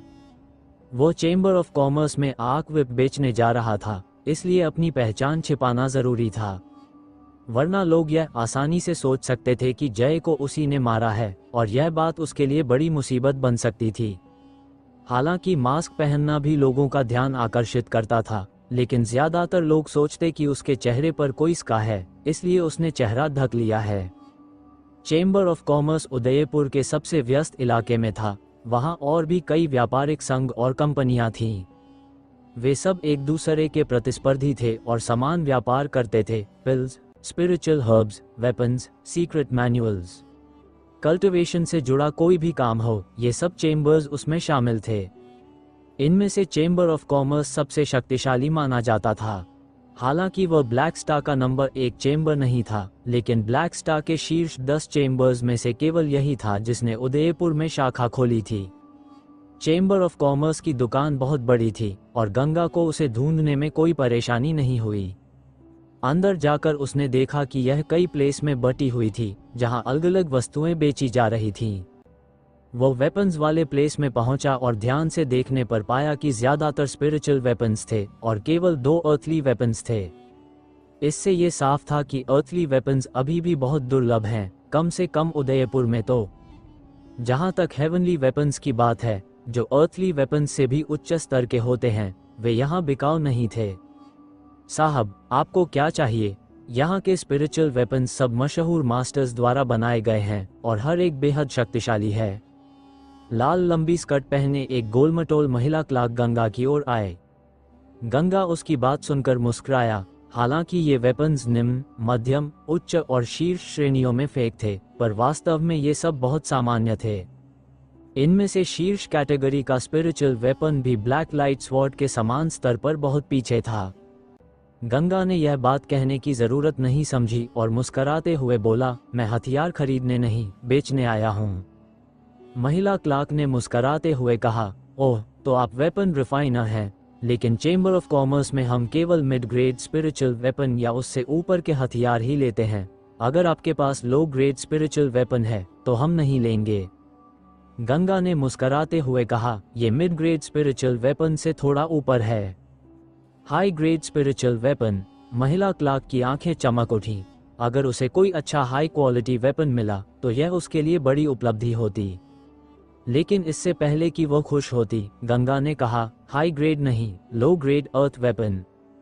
लो क्या? लो ग्रेड अर्थ वेपन। महिला क्लार्क कुछ पल के लिए स्तब्ध रह गई, फिर हैरान होकर बोली और गंगा को ऊपर से नीचे तक देखकर बोली, क्या आप रून गिल्ड से हैं? क्योंकि अल्केमिस्ट्स, वेपन रिफाइनर्स और फॉर्मेशन मास्टर्स ये सब रून्स से जुड़े होते हैं और रून गिल्ड में ये सभी कलाएं शामिल होती हैं। इसलिए जब उसने गंगा के हाथ में लो ग्रेड अर्थ वेपन देखा तो उसका पहला अनुमान यही था कि वो रून गिल्ड से है। गंगा ने सिर हिलाते हुए कहा, नहीं, मैं रून गिल्ड से नहीं हूँ। महिला क्लार्क कुछ पल सोच में पड़ी और बोली, तो कृपया मेरे साथ ऊपर चलिए। लो ग्रेड अर्दन वेपन की खरीद के लिए मुझे अपने बॉस की मंजूरी लेनी होगी। गंगा उसके साथ ऊपर चला गया। डैपा उसके पीछे पीछे चल रहा था। महिला क्लार्क कुछ पल के लिए झिझकी, लेकिन फिर कुछ न कहकर ऊपर चलती रही। ऊपर पहुंचने पर गंगा ने देखा कि वहां की वस्तुएं नीचे की तुलना में कहीं अधिक कीमती थीं। नीचे केवल लो ग्रेड अर्थ आर्टिफैक्ट्स थे, जबकि यहाँ मिड ग्रेड अर्थ आर्टिफैक्ट्स रखे हुए थे। पिल्स और मार्शल आर्ट्स के सीक्रेट मैनुअल्स भी ज्यादा उन्नत स्तर के थे। इस समय ऊपर कोई ग्राहक नहीं था, क्योंकि क्लार्क की इजाजत के बिना ग्राहकों को ऊपर जाने की इजाजत नहीं थी। कमरे के बीचों बीच एक व्यक्ति पीठ किए बैठा था। वह लंबी थी, नीले नीलम के रंग की लंबी पोशाक पहने हुए, पतले हाथ और हल्का झुका हुआ शरीर उसकी कमर की खूबसूरती उभार रहा था। पीछे से देखने पर ही वह बेहद आकर्षक लग रही थी। कदमों की आवाज सुनकर वह व्यक्ति मुड़ी और एक प्यारी चेहरा गंगा के सामने आया।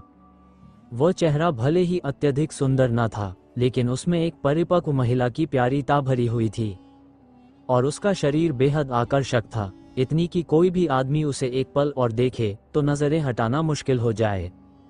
गंगा और वह महिला कुछ पल एक दूसरे की आंखों में देखे रहे। अचानक गंगा को महसूस हुआ कि उस महिला के भीतर कोई मानसिक शक्ति है जो उसे अपनी ओर खींच रही है, मानो वह किसी जादुई मोह में फंस जाए। गंगा ने भौहें सिकोड़कर तुरंत उस चाम को तोड़ दिया और मुस्कुराते हुए आगे बढ़ा, क्या आप चेंबर ऑफ कॉमर्स की बॉस हैं? गंगा की शांत मुद्रा देखकर, जिसमें जरा सा भी लालच या वासना नहीं थी, वह महिला कुछ पल के लिए चौंक गई। उसकी आंखों में आश्चर्य की झलक आई। वह खूबसूरती से उठी, हल्के से मुस्कुराई और मधुर स्वर में बोली, नमस्ते, मैं वनीता हूँ, एनयांग चेंबर ऑफ कॉमर्स की बॉस। विनीता की आवाज मधुर और कोमल थी, न तो बनावटी न ही कठोर, बल्कि उसमें एक हल्की सी प्यारीता थी। वनीता, नाम भी कितना सुरीला है। गंगा ने मुस्कुराते हुए विनीता की ओर देखा, उसके सामने वाली कुर्सी पर बैठ गया और बोला, बॉस शी, मैं कुछ बेचने आया हूँ। सीधे मुद्दे पर आते हैं, इस लो ग्रेड अर्थ वेपन की क्या कीमत लगाओगी? दोनों के बीच व्यावसायिक बातचीत शुरू होते देख महिला क्लार्क नीचे चली गई। विनीता ने शांत भाव से गंगा के लिए एक कप चाय डाली और मुस्कराते हुए बोली, ये लो ग्रेड अर्थ वेपन है, अच्छी चीज है और काफी महंगी भी। विनीता ने धीरे से कप गंगा के सामने रखा और मेज के सहारे झुक गई। उसका शरीर गंगा के काफी पास था और उसके शरीर से हल्की सी खुशबू आ रही थी।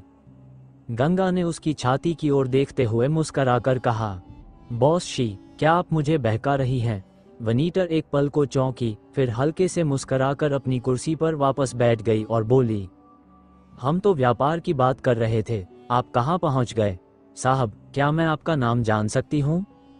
गंगा ने होंठ मोड़कर कहा, क्यों, मैं तो बस कुछ बेचने आया हूँ, क्या अब अपनी पहचान भी बताऊं? गंगा के इस इनकार पर विनीता की भौहें हल्के से सिकुड़ी, लेकिन उसने तुरंत खुद को संभालते हुए मुस्कराकर कहा, ठीक है, अगर आप अपनी पहचान बताना नहीं चाहते तो वह लो ग्रेड अर्थ आर्टिफैक्ट दिखाइए, मैं उसका मूल्य देख लेती हूँ। गंगा ने अपनी रिंग से आग विप निकाला और मेज पर रख दिया, लेकिन वनीता की नज़र विप पर नहीं बल्कि गंगा की उंगली में पहनी स्टोरेज रिंग पर टिक गई। यही असली खजाना था। पूरे उदयपुर में ऐसे रिंग्स गिने चुने लोगों के पास ही थे। ये सिर्फ वस्तुएं रखने का साधन नहीं बल्कि स्टेटस का प्रतीक था। विनीता ने अपनी नज़र हटाई, होठों पर एक प्यारी मुस्कान लाई और हल्के से झुककर बोली, मैंने सच में आपको कम आंका था, आप तो बड़े व्यक्ति निकले। गंगा ने बेचैनी से कहा, तो अब बताएंगी भी कि खरीदना है या नहीं? विनीता को थोड़ी झुंझलाहट हुई। अब तक जो भी आदमी उसे देखता था उसकी प्यारी ताके आगे टिक नहीं पाता था, लेकिन सामने वाला आदमी न सिर्फ प्रभावित नहीं हुआ बल्कि उससे बिना किसी परवाह के बात कर रहा था। ये बात विनीता जैसी औरत के लिए, जो हमेशा आदमियों की प्रशंसा की आदी रही थी, असहज थी।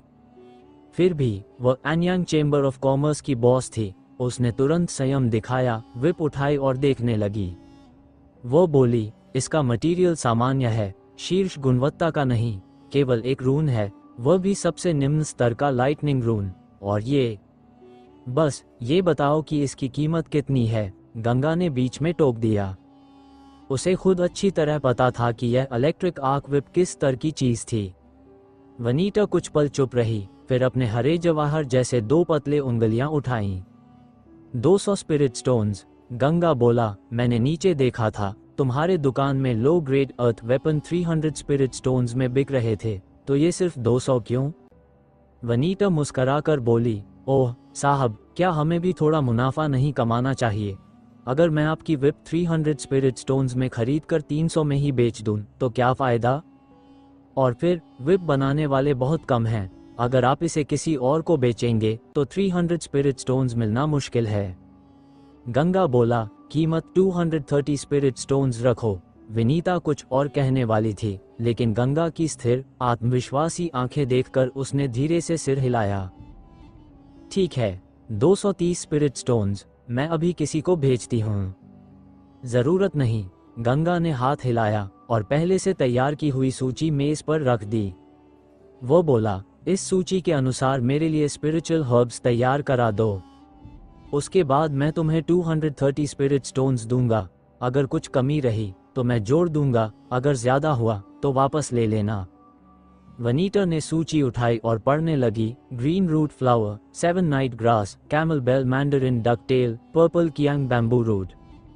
पढ़ने के बाद उसने आश्चर्य से गंगा की ओर देखा और बोली, जो हर्ब्स तुमने मांगे हैं वो सब बेहद कीमती हैं। मैंने लगभग गिन लिया, सब मिलाकर भी 230 स्पिरिट स्टोन्स कम पड़ेंगे। गंगा ने शांत स्वर में कहा, कोई बात नहीं, बस जो हर्ब्स सूची में हैं वो सारे जुटा दो, बाकी स्पिरिट स्टोन्स मेरे पास हैं। उसके पास अब भी कुछ स्टोन्स बचे हुए थे और 230 के साथ मिलाकर वह सभी आवश्यक हर्ब्स खरीद सकता था। ये हर्ब्स सिर्फ हु यिंगिया के लिए बिलाशपुरा दान बनाने के लिए नहीं थे, बल्कि गंगा खुद भी उन्हें 9 रेवोल्यूशंस ऑफ स्टार्स और 8 डेसिलिट डोमिनेशन बॉडी जैसी उच्च तकनीकों के अभ्यास में प्रयोग करना चाहता था। जहां तक the art of refining the spirit की बात है, वो स्पिरिचुअल कल्टिवेशन से जुड़ी थी और उसके लिए दवाएं बनाना बेहद कठिन था क्योंकि ऐसे हर्ब्स दुर्लभ होते हैं। इसलिए उसने सूची में कुछ सामान्य लेकिन उपयोगी जड़ी बूटियां रखीं। जैसा उसने सोचा था, वनीटा बोली, divine spirit grass, turtle essence flower, ये दोनों तो हमारे चेंबर में नहीं हैं। गंगा ने सिर हिलाया, ठीक है, जो बाकी हर्ब्स हैं वही दे दो। वनीटा नीचे चली गई। थोड़ी देर में वह वापस आई। 2 आदमी एक बड़ा लकड़ी का बक्सा उठाए हुए थे। बक्सा खोला गया। उसमें छोटे छोटे खाने बने थे जिनमें गंगा द्वारा खरीदी गई हर्ब्स को वर्गों के अनुसार रखा गया था। गंगा ने आगे बढ़कर बक्सा बंद किया और पूरी तरह अपनी स्टोरेज रिंग में रख लिया। वनीटा मुस्कराकर बोली, क्यों ना आप पहले जांच लें? गंगा ने उत्तर दिया, chamber of commerce black star के शीर्ष 10 चेंबर्स में से एक है। अगर इतनी बड़ी संस्था छोटे मोटे सौदे में भी धोखा दे तो इतनी आगे नहीं बढ़ सकती थी। अब बस कुल कीमत बता दो। वनीटा बोली, बाजार मूल्य के अनुसार सब मिलाकर 300 स्पिरिट स्टोन्स होते हैं, पर इतना बड़ा सौदा करने पर मैं आपको VIP रेट दूंगी, 20% की छूट, यानी कुल 240 स्पिरिट स्टोन्स। थोड़ा रुककर उसने मुस्कराते हुए जोड़ा, अब भी 10 स्पिरिट स्टोन्स का फर्क है, इसे मेरा व्यक्तिगत डिस्काउंट समझ लीजिए। इस तरह 230 स्पिरिट स्टोन से आपका अर्थ, वेपन और हर्ब्स दोनों का हिसाब पूरा हो जाएगा। गंगा ने हल्के से मुस्कराते हुए कहा, धन्यवाद बॉस। उसे नहीं पता था कि विनीता के मन में क्या चल रहा था, पर जब कोई सुंदरी खुद छूट दे तो विनम्रता दिखाना ही ठीक था। वनीटा ने आंख विप समेट ली और अर्थपूर्ण नजरों से गंगा को देखते हुए बोली, आज रात मैं आपको भोजन पर आमंत्रित करना चाहती हूँ, क्या आप मेरा निमंत्रण स्वीकार करेंगे? भोजन पर बुला रही है? गंगा ने मन ही मन व्यंग्य से हंस दिया। वह जानता था कि विनीता कोई साधारण औरत नहीं, वह चतुर और चालाक थी। ऐसे निमंत्रण के पीछे हमेशा कोई न कोई मंशा छिपी होती है। गंगा मुसीबत से नहीं डरता था, लेकिन बेवजह की मुसीबत उसे पसंद नहीं थी, खासकर जब वह किसी खूबसूरत औरत के कारण हो। उसने सिर हिलाया, माफ कीजिए बॉस शी, आज रात मुझे कुछ काम है, किसी और दिन मिलते हैं। विनीता ने बनावटी उदासी के साथ कहा, आपका नाम नहीं जानती, चेहरा नहीं पहचानती, ठिकाना भी नहीं मालूम, अब तो किसी और दिन मिलना मुश्किल है। गंगा मुस्कुराया, चिंता मत करो, मैं कल फिर आऊंगा। ये कहकर उसने राजेश की चाबी के विषय में कोई बात आगे नहीं बढ़ाई, बस झुककर अभिवादन किया और नीचे की ओर चल दिया। विनीता 2 कदम आगे बढ़ी, भौहें सिकोड़कर बोली, अरे सुनिए तो, लेकिन गंगा तब तक जा चुका था। विनीता ने गुस्से में पांव पटका, अपने लाल होंठ फुलाकर बोली, इतने सालों में किसी ने मुझे इस तरह नजरअंदाज नहीं किया। मैंने खुद उसे डिनर पर बुलाया और उसने मना कर दिया। कितना बेरोमांटिक आदमी है। थोड़ा सोचकर वह धीमे से मुस्कराई, लेकिन ये आदमी मेरे चाम से अप्रभावित रहा, वाकई कुछ तो खास है इसमें। फिर अचानक उसका चेहरा थोड़ा गंभीर हुआ और वो मुझे इतनी जानी पहचानी क्यों लगी? गंगा और मिलेनियर मैजिकल योद्धा के एपिसोड भी डेली आते हैं हम लोग के चैनल पर। कभी कभी मिसिंग होता है, बट मैक्सिमम टाइम हम लोग अपलोड कर देते हैं। बाकी स्टोरीज़ के भी एपिसोड आपको मिल जाएंगे फ्री में, डेली एक एपिसोड, और नई स्टोरीज़ भी बहुत जल्द आने वाली हैं, तो उसके साथ में आपको ये स्टोरीज भी प्रोवाइड की जाएंगे। और मैजिकल पुअर घर जमाई के अब एपिसोड नहीं आएंगे, आप लोग कंप्लीट सीरीज़ देख सकते हैं मेंबरशिप में।